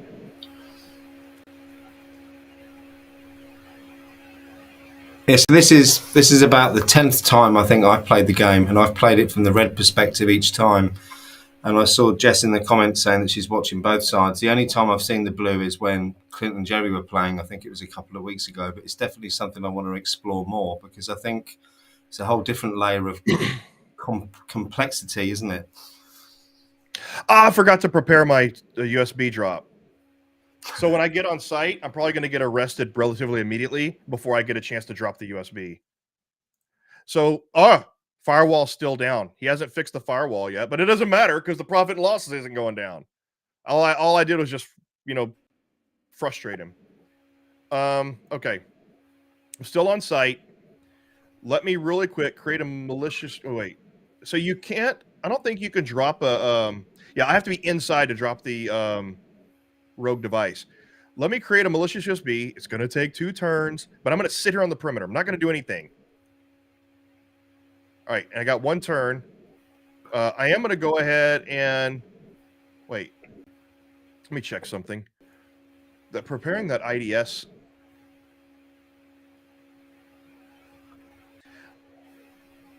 I don't know what I can do for 1 turn. All right, I'm going to leave it for now. Hopefully I don't get... Well, I can't do anything. All right. We'll see. Yeah, I could have done a Wi-Fi scan. You're right. Well, I've already done a Wi-Fi scan, but I could have cracked the Wi-Fi. I've already done the Wi-Fi scan. It's already there. I could have worked on cracking the Wi-Fi.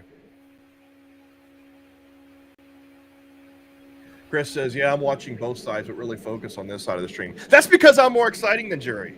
And I'm more pissed off right now. I think it's just because you're angrier. Oh dear. I watched something on YouTube the other day about how the world just likes drama, and we seem to like watching drama unfold apart from when it happens to ourselves. And I think that might be a good reflection of what's going on here, Clint, today. Yeah. Everybody likes a train wreck, and my strategy is a friggin' train wreck right now. I mean, it is possible to win without knowing what you're doing if you're really lucky. I was playing the game on my own against the AI last week, and I managed to take down the whole industrial control system through just doing the aggressive attack that you've just done. I was lucky and managed to take it all out, but that was more by luck than judgment, I've got to be honest. So I've seen Chris is feeling your developer's pain there, Chris. Yeah. So Chris said that that's what Chris said. And also Chris also said, China said that they're a true purple team. We're watching both streams. True. I've been kicked out. Oh, See, I knew it. But his firewall's still out. Here's the thing, though. So his firewall's still out. He hasn't fixed the firewall, but it doesn't matter because apparently there's no P&L going down. Yeah, thanks, Setflow. It's I imagine it is pretty good to watch both. Quite confusing to try and pay attention to both. My intention is to watch Gerry's back after this today, actually, so I can kind of work out what he was doing at the same time when Clint was attacking. Now I'm confused. So I've been kicked out. Okay, if you go here, look. All right, so I've been kicked out. Very true. Look at my thing here. So you've been kicked out. So I've been kicked out. Okay. So this means my location is remote. I'm remote, right? But I cannot do. Why can't I? Do I already have a malicious USB? I can't.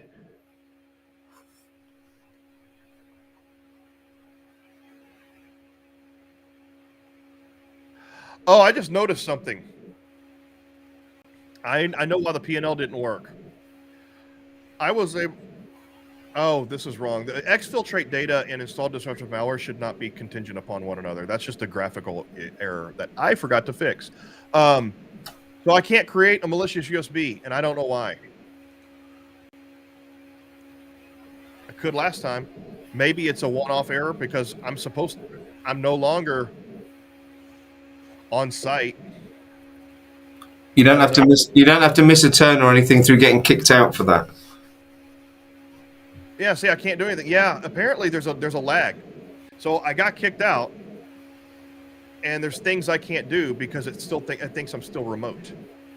So I basically lose a turn for getting kicked out. I'll just chalk it up as losing a turn for getting kicked out. That makes sense, though, doesn't it? Yeah, it's completely unintentional. That's a glitch. Okay. But I am losing a turn for getting kicked out.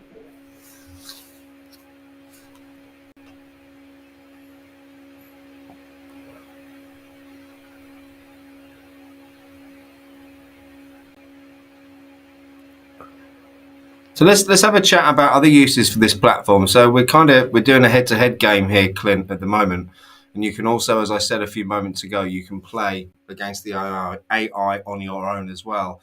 What about corporate uses, tabletop environments? Tell us more about that while we're waiting for Gerry.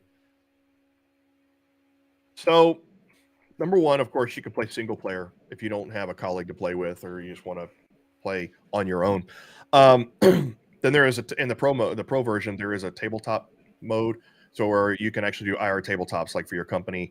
So there are IR tabletop. You pick your environment, you pick your scenario. We call it IR tabletop in a box.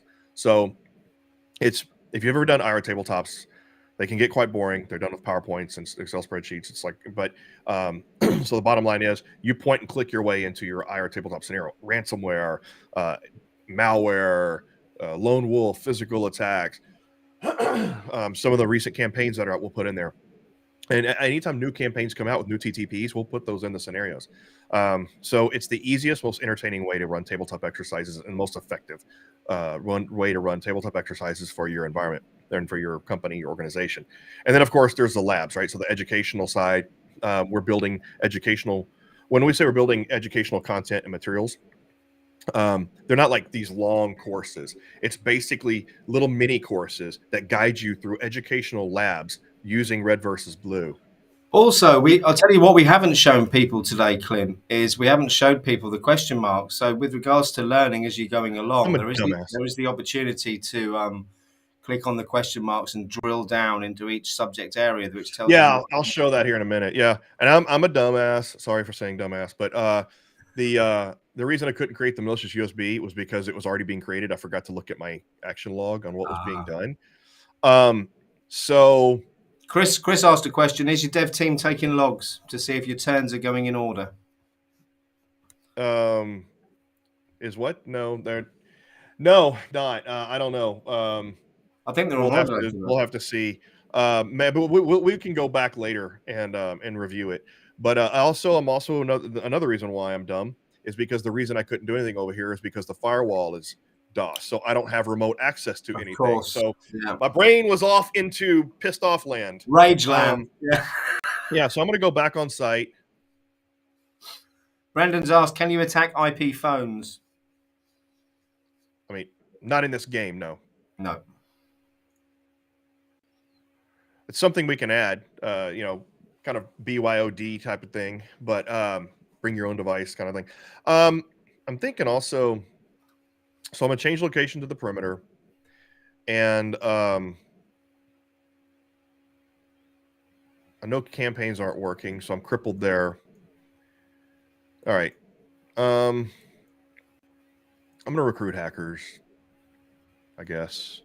It's too expensive to upgrade my rig. Recruiting hackers though is so expensive. Well, it's not too. All right, let's do that. Get a couple more resources going. All right.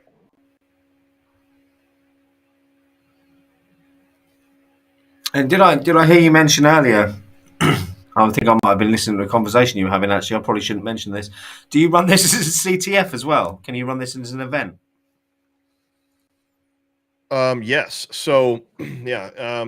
We actually have a full event version. Where in to where instead of purchasing a full like annual subscription, event holders can purchase just for 30 days for an event, and it's got full leaderboards. I can show when this is over. If you want me to show an example of how that looks, I will. But it's Yeah, got please. full leaderboards, and it also has tournament bracket mode, to where you can run full tournament brackets, double elimination, single elimination, and all of that.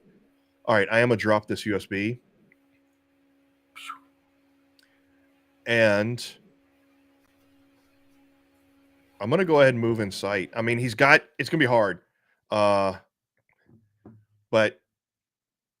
the USB has dropped first. So if I get caught now, hopefully now I'm gonna sit and wait. I don't want to move too much because anything I do trying to get inside is going to increase chances I get caught. And I want this USB to get dropped. So I will crack the. I've already done a Wi-Fi scan, but I can crack the Wi-Fi somewhere. Okay, well, not from here. Where's my crack Wi-Fi? Why can't I crack my Wi-Fi? So I lost my that's what I lost access to. I don't have a Wi-Fi device anymore. So I do have to scan. So whoever said that, it was right. I have to scan again for Wi-Fi. Okay, I'll do that. And then I'll crack it. Arr! Yep. All right. Thank you, Andres. All right.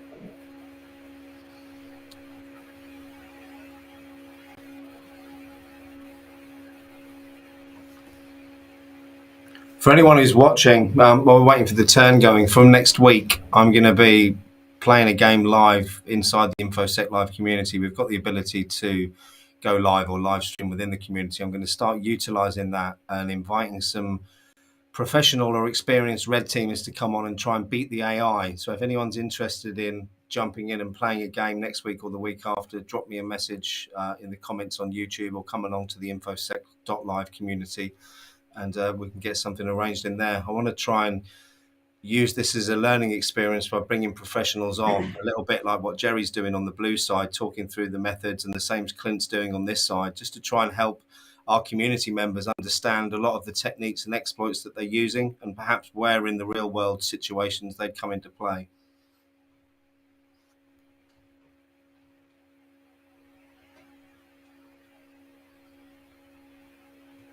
All right. He still hasn't fixed that firewall. There he. Oh, he finally found me. Talk that up. No, he fixed the firewall. He still has not fixed this. Oh. And I've been kicked out, but not arrested. That's good. And he kicked me out before my hackers got recruited. Yeah. Physical security is not physical security. It might be too hard now. So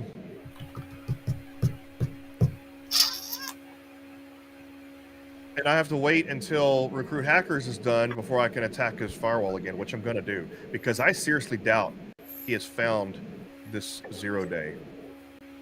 So I'm going to increase my skill in that a little more. And I can't really do much else with 1 point.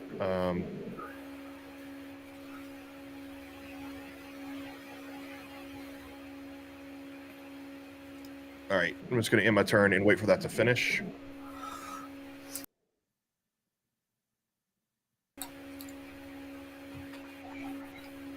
If anyone's got any questions, drop them in the chat and we'll get to them when we can, please. That would be good. Is Gerry still sweating? No cheating, but I want to know if he looks stressed. Can anyone tell me if he's got lines on his forehead? Does he look like he's under pressure?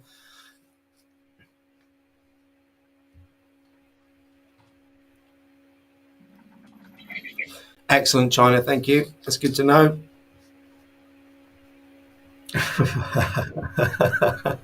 What is he? They're saying he's frustrated. Yeah.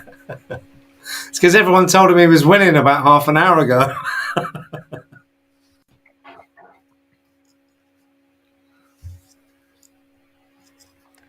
All right. Maybe I'll go ahead. What I'll probably do, I don't know. I just got to wait for this turn to finish and then. What links do you need, Chris? The link to purchase. I thought I'd dropped it in. Apologies if I haven't. This is the individual one. Here, can you see that?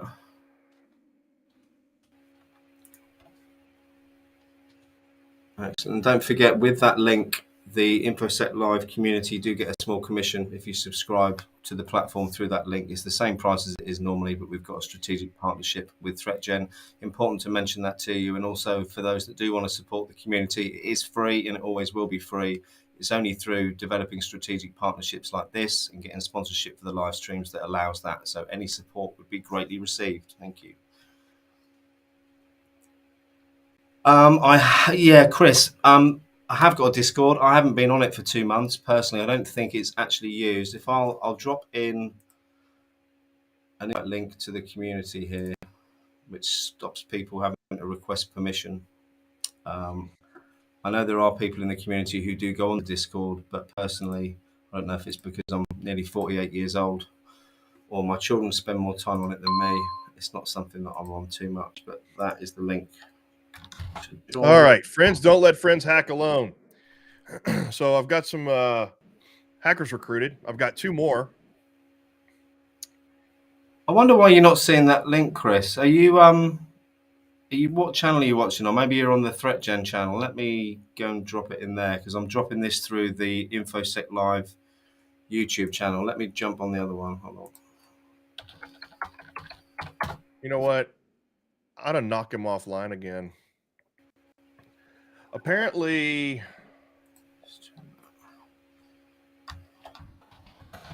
all right. I need to prepare a covert attack. Wait, I already have covert attack, but I need to evade network detection. So if you click on the question mark here, it'll say use evasion techniques on the next attack to avoid detection by an IDS. I'm going to gamble. I don't think he actually has an IDS device installed on this particular network because it's a user network. So I'm just going to go ahead and do the attack. Stack Overflow. Manipulation. So I can install... what? Oh. I didn't mean to research overflows. I meant to attack it. Attack. People are saying there's not links coming through. I don't know if it's Restream doing that. I did drop the link in the Threatgen channel, I think, for Info-sec Live. Let me just check. But the last thing I want to do really is drop my link to purchase in the Threatgen channel because that seems crazy. They've got their own links there already. So. Okay. All right, we're just over halfway. I can still recover this. Because, so apparently I've got my dev team telling me that if you only have one device affected with malware and doing exfiltration, then it's not enough to overcome the recovery rate. Good, I got that. Quickly install deceptive malware and quickly exfiltrate data. And then what else? Install ransomware on that one. And install ransomware on this one. Boom! All right.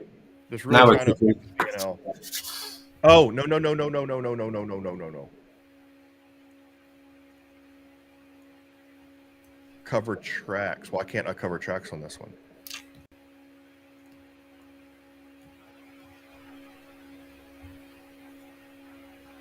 Did I?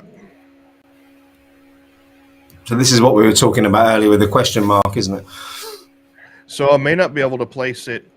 So I just took control, but I can't cover my tracks. It may have to wait until next turn. Postal exploitation. So apparently I can't cover my tracks on that one.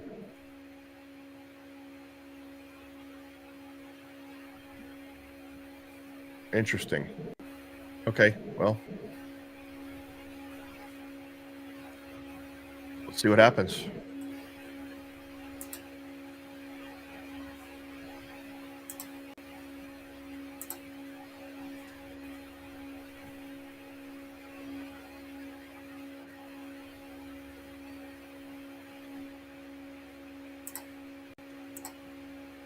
Okay. Okay, let's see here.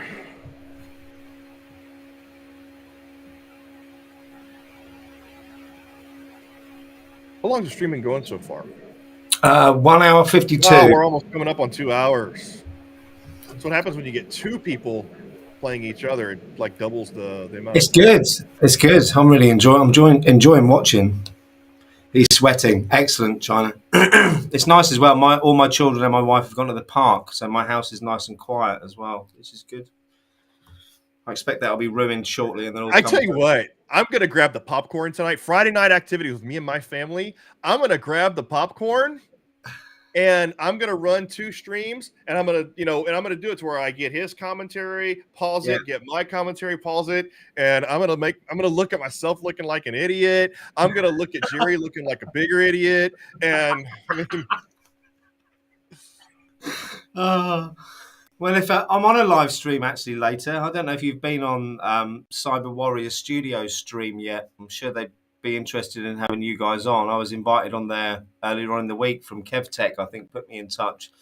So if anyone's at a loose end this evening, it's midnight my time, 7 p.m. Eastern time on Cyber Warrior Studio. For people who've heard my story before, don't bother tuning in because you'll just have to hear it again. But if you haven't and you're interested, come and have a look. So I still can't cover tracks. Sorry, Chris, I've got no idea how that hasn't happened. Although if you want to register for the community, Chris, all you have to do is follow this link here, which I'll bring up on the screen. I can then accept your invitation and get you in. The link to buy the game, I can show that on the screen. But again, it's going to be a long process of typing it in. But I'll leave it up there for a moment. Here. So ransomware is failing. Okay. But install exfiltrate data is succeeding. You ain't. Malware is getting installed on that sucker. I don't care what you say. Is it this competitive at the Threatgen office, Clint? I need to know this. I think amongst the testers, there's a lot of trash talking. It's good. Yeah. See, I can't cover my tracks. And I should be able to. It's going to be easy to find. All right, so I need to prepare a covert attack again. Someone's just said you stealth attacked, so you don't need to cover your tracks. Yeah. So I can evade IDS detection. All right, so I'm going to prepare a covert attack. It's going to take 3 turns. Maybe that's stealth is a part of the game. Yeah. All right. I can pilfer data just to make it a bit easier. So like pilfering data, improve the chance of social engineering attacks and things like that. But I've kind of given up on social engineering for right now. So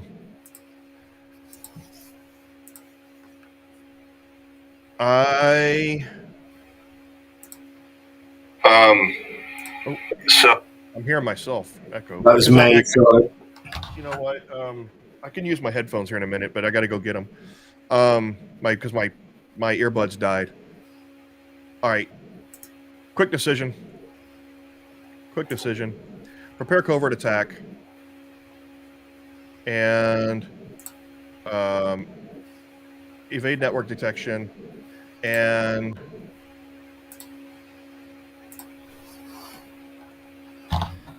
human SE. Intern.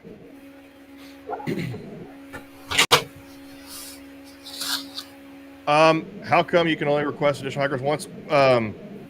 We didn't want to make it too easy for the red team to just continually increase resources. There are like 3 different ways the red team can increase resources. You can recruit hackers, you can upgrade your rig, and I think like if you compromise like 10 devices, you like your reputation gets known and you get like another resource as a bonus. Cool. So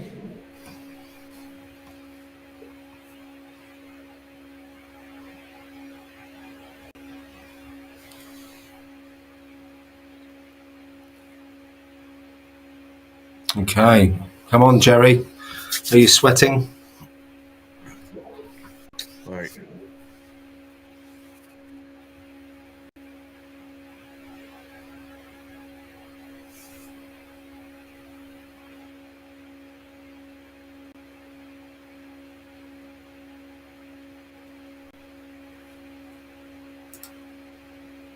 Right.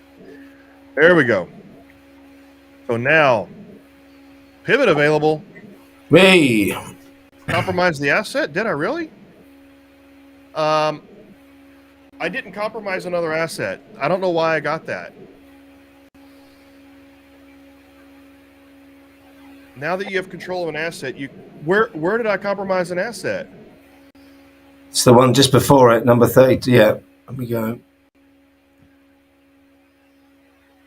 Oh, was that from earlier? No, it's just now. Wasn't it? No, that was from an earlier. I'm looking at old notifications. My bad. I forgot. This notification system is relatively new. Okay. What all do I have going on here? So I gotta wait for that.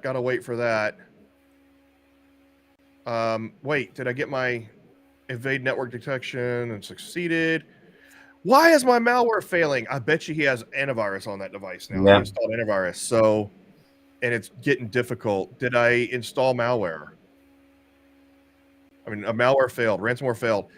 See, yeah, nothing I could do right now. I'll try it again. And it's not impossible. It just makes the chances go down. Like if you just keep trying, you might get lucky on one of these rolls. Oh, that took 2? Well, I don't want to take 2. I want this one. Yeah, do that one. I don't know what else I can do with 1. Yeah, intern. I still can't cover my tracks though. I don't know why.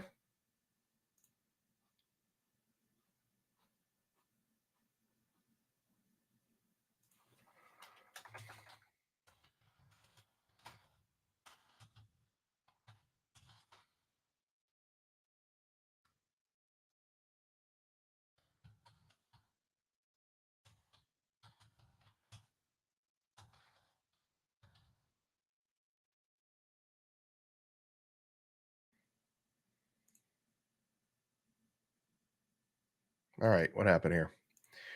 Research completed. All this research completed. Okay. I still don't have enough to attack. What's still working here? Covert attack prep. It doesn't matter at this point because I can't get malware or ransomware installed on these machines now. So attacking them doesn't matter. I mean, the best thing I can do now is move throughout the network. Are there 0 days on this? Yes, format string errors. Okay, when does this end? 1 more turn. All right, I'm going to wait. And I'm going to attack this firewall, and I'm going to start pivoting through the network to get to his ICS. Because he's got me locked out of installing malware and ransomware, at least on these computers. He's got his physical security beefed up pretty good. But it looks like I'm able to pivot through his network pretty good as long as I stay quiet and covert. I'm able. He hasn't detected these at all. So, therefore, I'm going to continue to try to install malware on these things because that's covert, and it's not loud like ransomware. So I'm going to continue to try to. I'm going to get to this firewall, and I'm going to try to make my way to his ICS to destroy his ICS because he's not detecting me because I'm staying stealthy. So that's what I'm going to do. All right, and I have, 15 turns to do it, which means at this point I might have to start throwing stealth out the window. Stealth makes it a little bit too long. I got some 0 days. I don't think he's found the 0 days. I don't think he's doing penetration testing. I don't know. He might be. All right. I suppose it depends if we rattled him enough to spend his money on something else earlier. Yeah, let's see.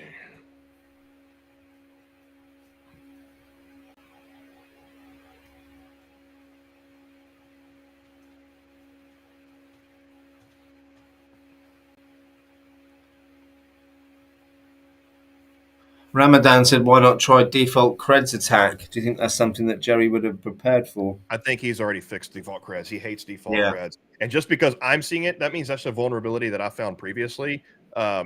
It could have been fixed. Yeah. The vulnerabilities, the vulnerabilities don't go away. And Brendan said, did we ever DDoS him? We will be in a bit, I think, if this doesn't work. Yeah, I'm just going to try to make my way through now. I'm just going to go for it. And I'll start DDoSing his firewall if that doesn't work. All right, so here we go. Manipulation, because I don't think he's found this 0 day. I doubt he's found this 0 day. Fingers crossed. Yep, and I can still do some more things. Did this fail again? Yeah, Ramadan. I think Clint knows Gerry quite well and knows the things that he would have covered off. And I suppose if you liken that to a real world scenario, that would be your research, wouldn't it? Working out what things they're hot on, what they're not, etc. No, I'm not gonna do a default creds attack. I know he's already fixed that. So you're installing some disruptive malware, I see. Yep, I'm continuing to try that. And so because it's a one-turn thing. All right, we'll see if we get that firewall.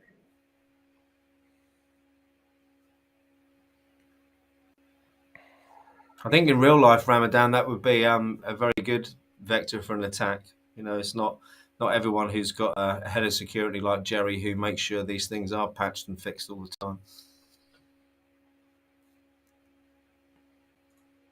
That is very true, Brendan. Yeah. Well, there is no poker face considering we're not even looking at each other. But come on. Oh, what is this? So yeah, so I've got what's going on here. Network detection available. Failed. So yeah, network attack failed. Oh, look, I got it disruptive malware installed on there finally. Thanks, Chris. Thanks for tuning in. Really appreciate it. It'd be great to see you in the community as well if you've got time to pop in. Thanks for watching.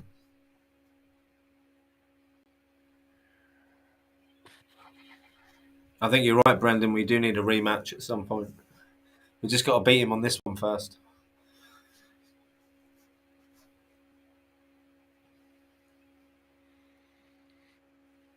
Oh, I'm full screen. I already know I'm full screen. All right.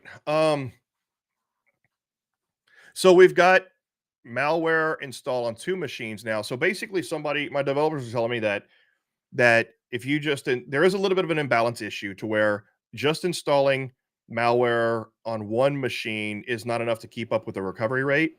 So if you have 2 or 3 machines with installed malware, that gets the profit and loss going down.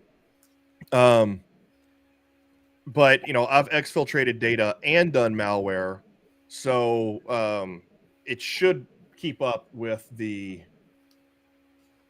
It should be able to keep up with the recovery rate and exceed that.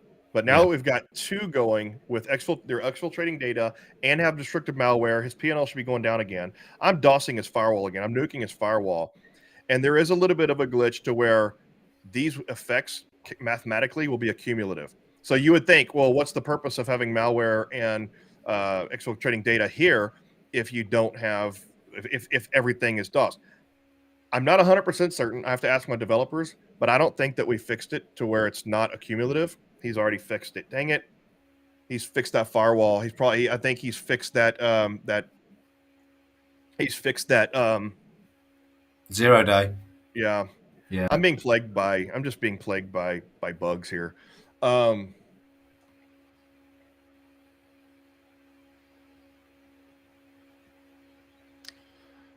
right. I can continue to do it this way.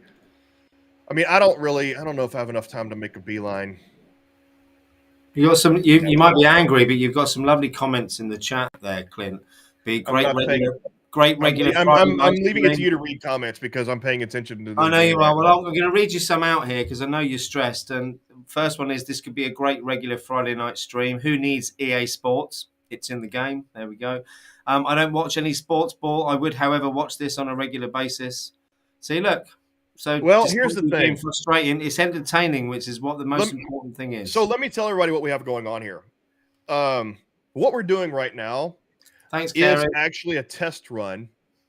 This is a test run for doing an esports type of thing.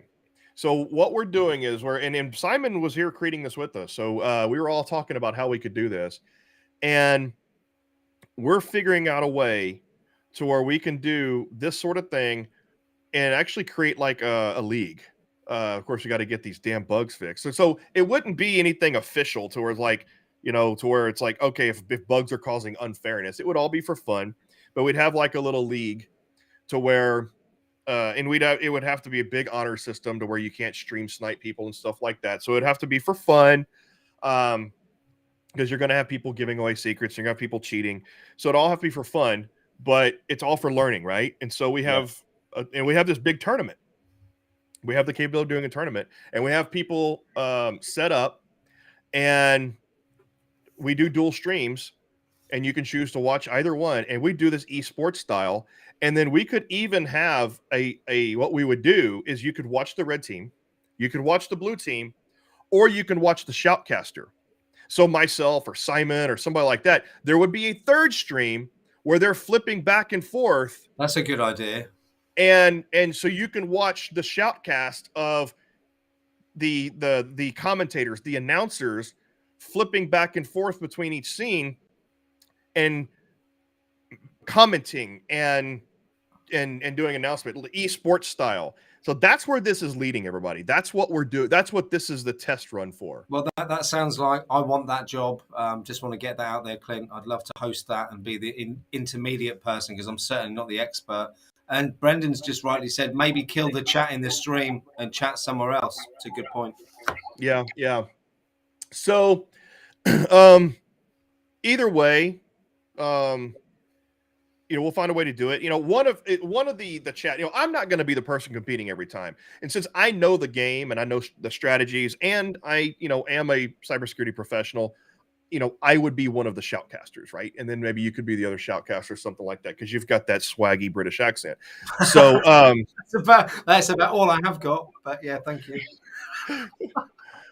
All right. Oh, he cleaned one box, and I'm not able to compromise this other stuff now. So at this point, yeah, he's probably got me. We've got 11 turns left, and he's already finding these things to clean off. So Andres has had sorry if I'm pronouncing your name wrong.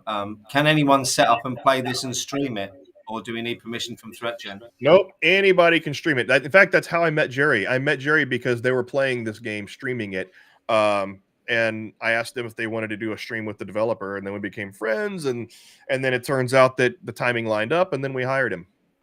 There we go. So I'm really kind of at a loss here at this point because the malware's not working. He's finding me here. So while he's distracted finding me there, because now maybe his P&L is going down a little bit, but now that he's finding me here, I think it's time to go ahead and just let's sprint. Let's sprint. I don't care how many times we get caught or arrested. Let's just sprint through the physical security at this point.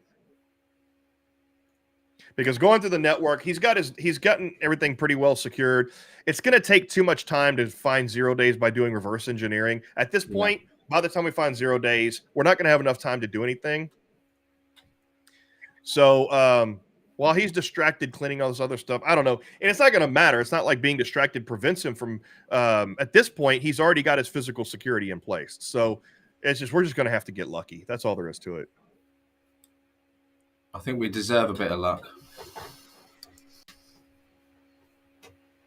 So yeah, there's someone mentioned, Ramana mentioned, one blue team with many red teams. So we're already designing the second.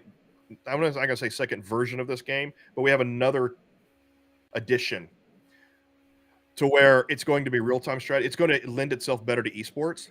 It's what I thought did I not? I'm just talking and go to perimeter. Whatever. Yeah. Anyway. Oh, I should have researched social engineering, human social engineering. Anyway, so we're gearing up to being able to really do this for esports. So we're building a MOBA style, multi-online battle arena, to where there's going to be a version of this game to where it's going to be real-time, like real-time strategy. And, as you're fixing things, there's just a countdown wheel on each thing. So it's real-time strategy. And we will have like multiplayer battle matches to where it's like multiple red teams against each other. Or maybe you have like nation state against nation state, right? To where, I don't have a USB to drop. That's right. Change location, stick and move. Let's do this.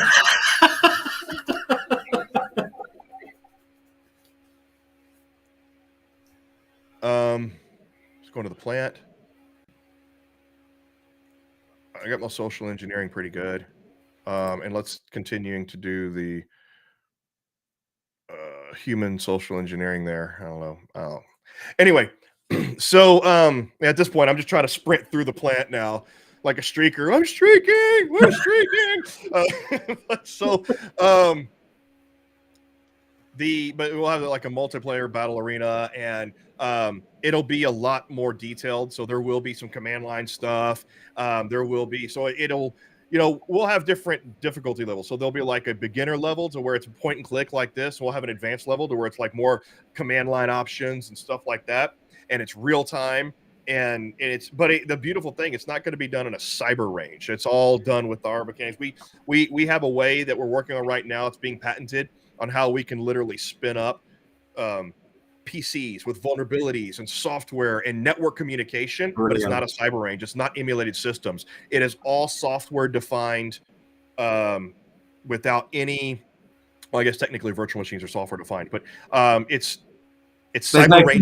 No kind of virtual replicant of the machine. There's no emulation. It's all software based, but it's all realistic. Anyway, so all right, would you consider implementing Kali or something? Game? So yeah, we're already developing. Oh, here we go. There we are. Okay. Sorry, I interrupted you then, Clint. Yeah, we are developing a Windows-like PC environment and a Linux-like PC environment, which will have some Kali Linux-like like features. All right, we're inside. I wonder if now, if we could get that. Okay, now let's plant this rogue device. Wait, what are we doing here? Okay, so let's plant the rogue device. We don't have a USB drop, but I don't care. And we can search for HMIs. And for those that don't know what they are, Clint? Human machine interfaces. This is what the visual display that controls the industrial process.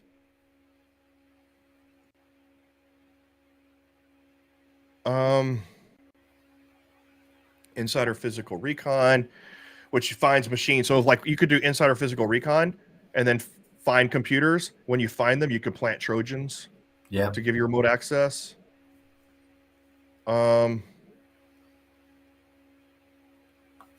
Search for HMIs. Come on. Give me a good roll. If we don't get arrested, Jerry's now calling it RedGen. You what? Jerry's now calling it RedGen.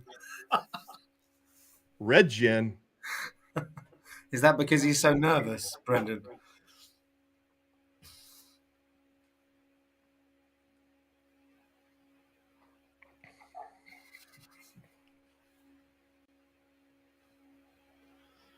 Yeah, well, you were saying about having the regular. I can just hear myself feeding back, so apologies for that, everyone, if you can hear it. What I mentioned earlier about finding some other red teamers and professionals to come on and play the game and perhaps challenge the AI can be interesting.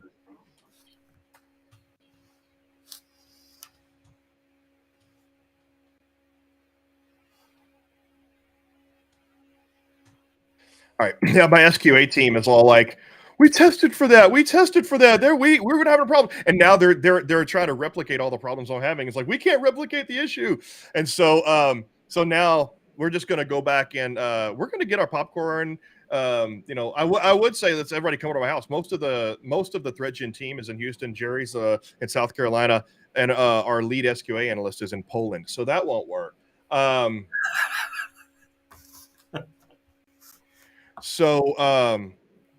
But anyway, the long story short is we're going to analyze both streams. We're going to play them side by side with popcorn and enjoy it. But analyze this and kind of see, okay, was that a bug or was that a procedural thing that we just didn't catch or something like that? I mean, the back end of the system here is super complex. We've been developing this thing for 4 years. Ah! I didn't get a pop-up that said I got arrested. I didn't get a notification. It says we're in jail, though, doesn't it? Yep.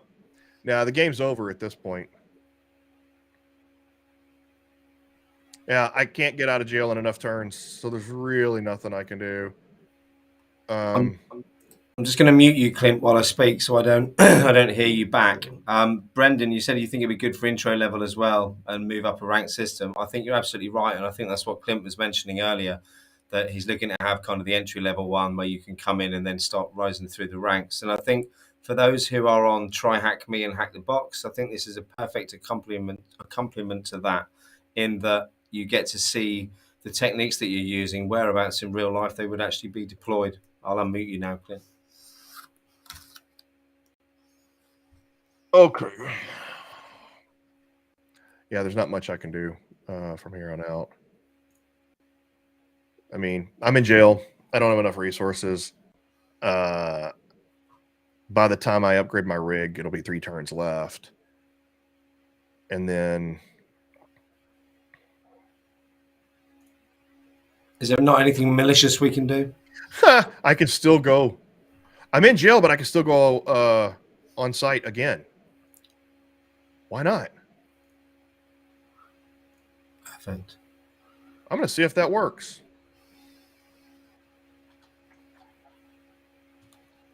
But it says you're in jail. We've got more than one hacker, haven't we? Is that not relevant? I think China, the answer is 3 turns. Is it 3 turns in jail or 5, Clint? I think it's 5 or maybe more. Ooh.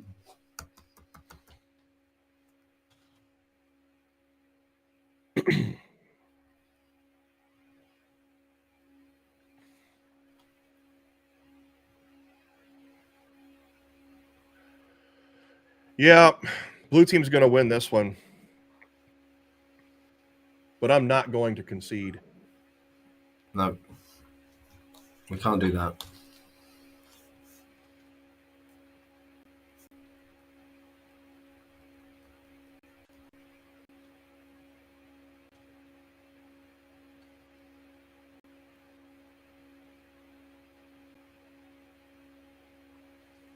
Bob, I don't know if you do get one phone call. Actually, it's a very good question.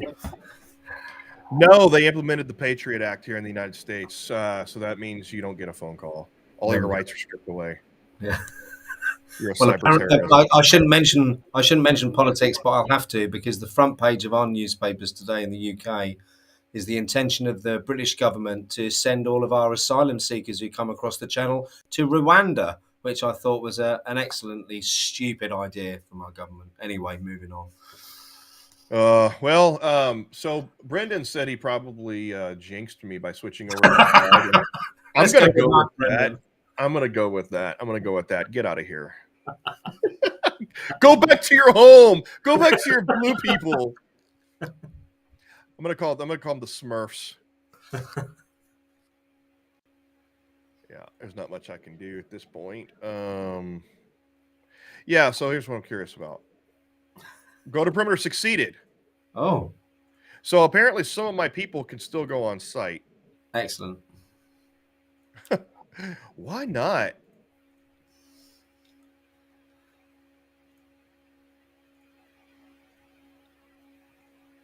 Come on. Keep on moving. Keep on moving. I'm gonna go down swinging. It's the only way, Clint.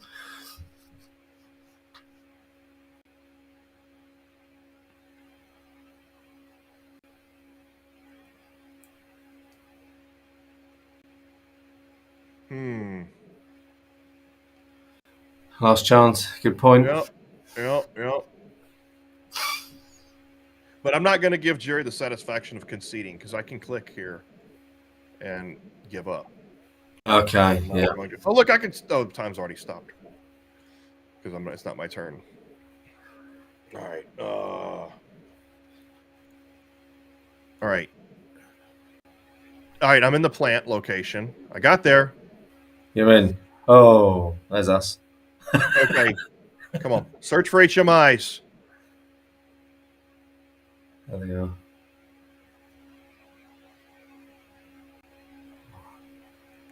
Search for HMI. If I can find the HMI, wouldn't that? Oh, here's perfect scenario. I find an HMI. I get to the if I find the HMI at the physical location, then I could immediately try to damage the ICS from the HMI. Wouldn't he be pissed? He would. If in the last 5 turns, I damaged his ICS in 1. That's a good question, Annie. Can we set up honeypots in the next version? We talked about that, and there's some complication there competitively. And here we are. China's in. If you're taking suggestions, could you implement an HVAC hacking scenario? Yes. HMI found. Oh. He's done. Do we get to sing ole, Clint? Wait, I found the HMI. I think I just found another bug. I found the HMI. I'm physically at the location I found the HMI, but I can't do anything with it. Yep. I can't do anything. I'm physically at the HMI, and it does not allow me to do anything. Oh. I've been thwarted by bugs. I'm physically at the HMI, and I can't do anything. But doesn't that mean we've won, technically?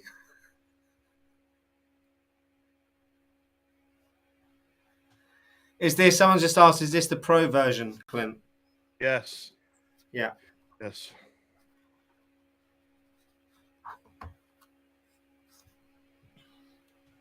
Someone said because you're in jail. No, I think we're out of jail now. If you see at the bottom, it says conditions normal. So I think we're out.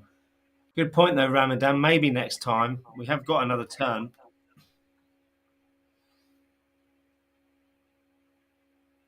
Yeah, I would have won the game right there because I have 5 turns to attempt. So the way the game should work, if you are physically in front of an HMI, you have physical control. So I'm there physically at the HMI. I'm on site in the plant. I found an HMI. I'm looking at it, but it doesn't allow me to do anything. This is a bug with the level of control you have or don't have. And I think that's fixed in the next version. So someone said, could it be the turn bug like earlier? Hopefully it will allow us to do it on the next go, Clint, maybe. Yeah. So the way the game is supposed to work is I'm physically in the plant. I am physically standing at the HMI.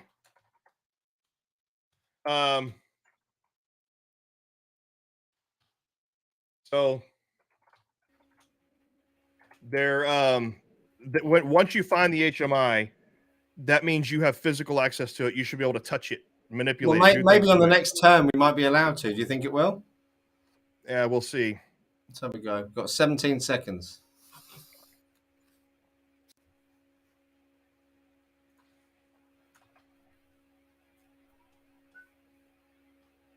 Come on.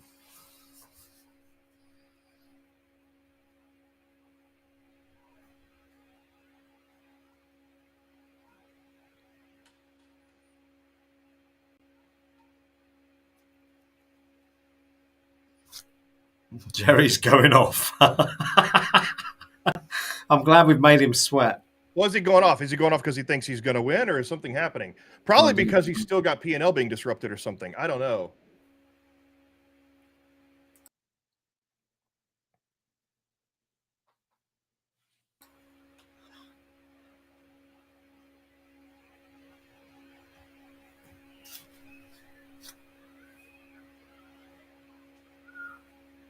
Oh, he's feeling good, is he? Oh, okay. Well, Well, you know what? He needs to tell him that I wasn't beaten by him. I was beaten by these damn bugs in the system that should have been found. Story of my life, Clint. Story of my life, beaten by the system again. Yeah, and now we're back in jail. Oh. Yeah. There's nothing I can do. I'm beaten by my own developers. Oh well, we would have beat you, really, Gerry. Well, we'll have a rematch. We'll have a rematch. This is yeah. I'm not gonna give him the satisfaction of giving up. I will DOS his. Ha! I don't have what is taking up all my. Yeah, I don't even have enough to attack now. Yeah. He's gonna tell me I'm just making excuses, but I'm telling you right now, 2 of my major strategies were thwarted by bugs in the system. So I blame Aaron Shabib, my developer. I think it's Brendan's fault. He's already accepted it's not Aaron's fault. Aaron works really hard.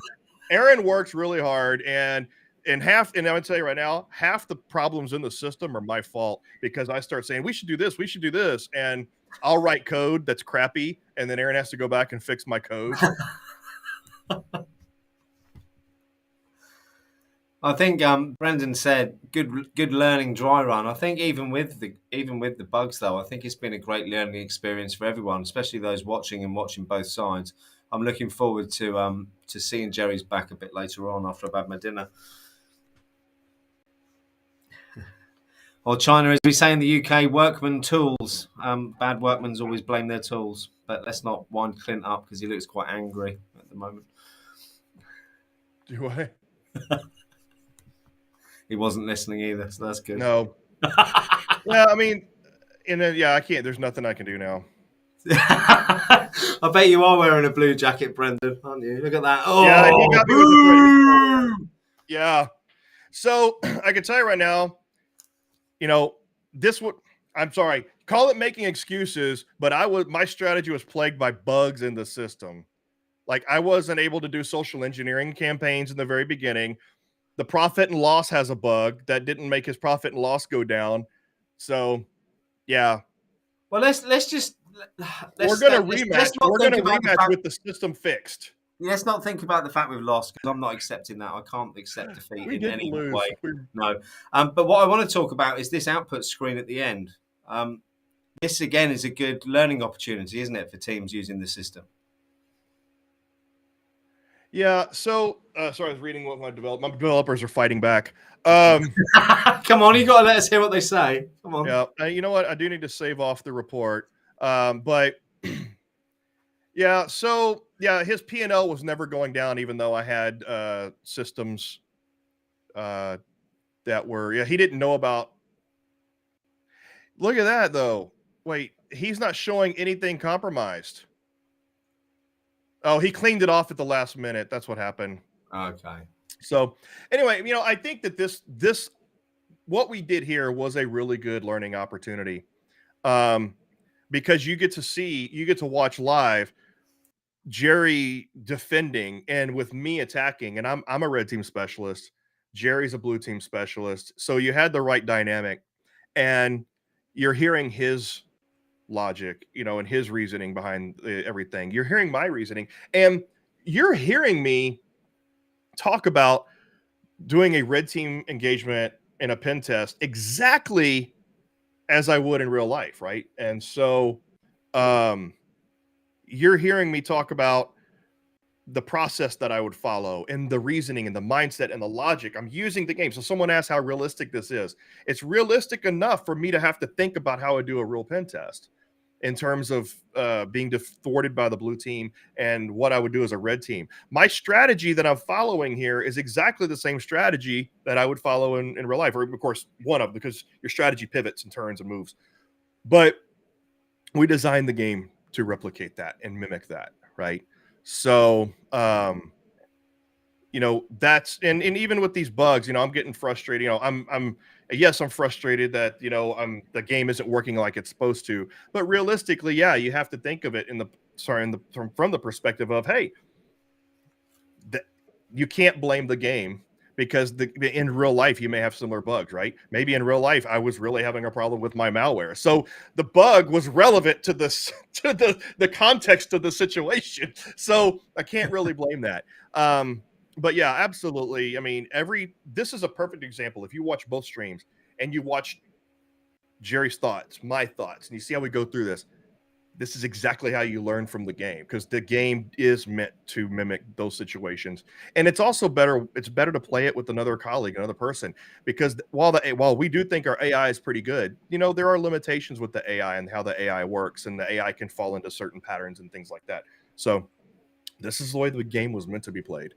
It was awesome. Let me get rid of that screen now if we've finished it, and just bring us both back up on here, because I know we've been running now for 2.5 hours. I just want to say a couple of things. Firstly, Clint, thanks ever so much. Or let me just mute you, otherwise I'm going to hear myself back. Hold on. Just a massive thanks to Clint and the team for coming on our channel today and letting us share this experience. I've had an absolutely amazing time. Gerry, we are so going to get you next time. I'm not having this. For anyone who's interested, we do every Saturday night. You're muted, Clint. I'll let you shout at him in a minute. Sorry. Every Saturday night we do meet the members in the Info-sec Live community. This Saturday, I'm going to play a game of this live as well against the AI. So if anyone fancies coming in watching me potentially lose, potentially win tomorrow at 8 o'clock British summertime, I think that is 3 p.m. Eastern Standard Time, if I've got that right. But that's it from me. I just wanted to say a huge thank you and hand over to Clint to give his final thoughts. Oh, final thoughts are, yeah, Gerry, we're going to fix these bugs that I was plagued with at the very beginning of the game, and then we'll rematch and see how you stack up against me with the properly working simulation.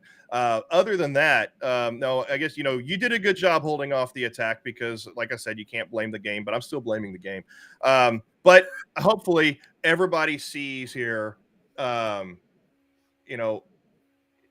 Gerry's saying winner in here.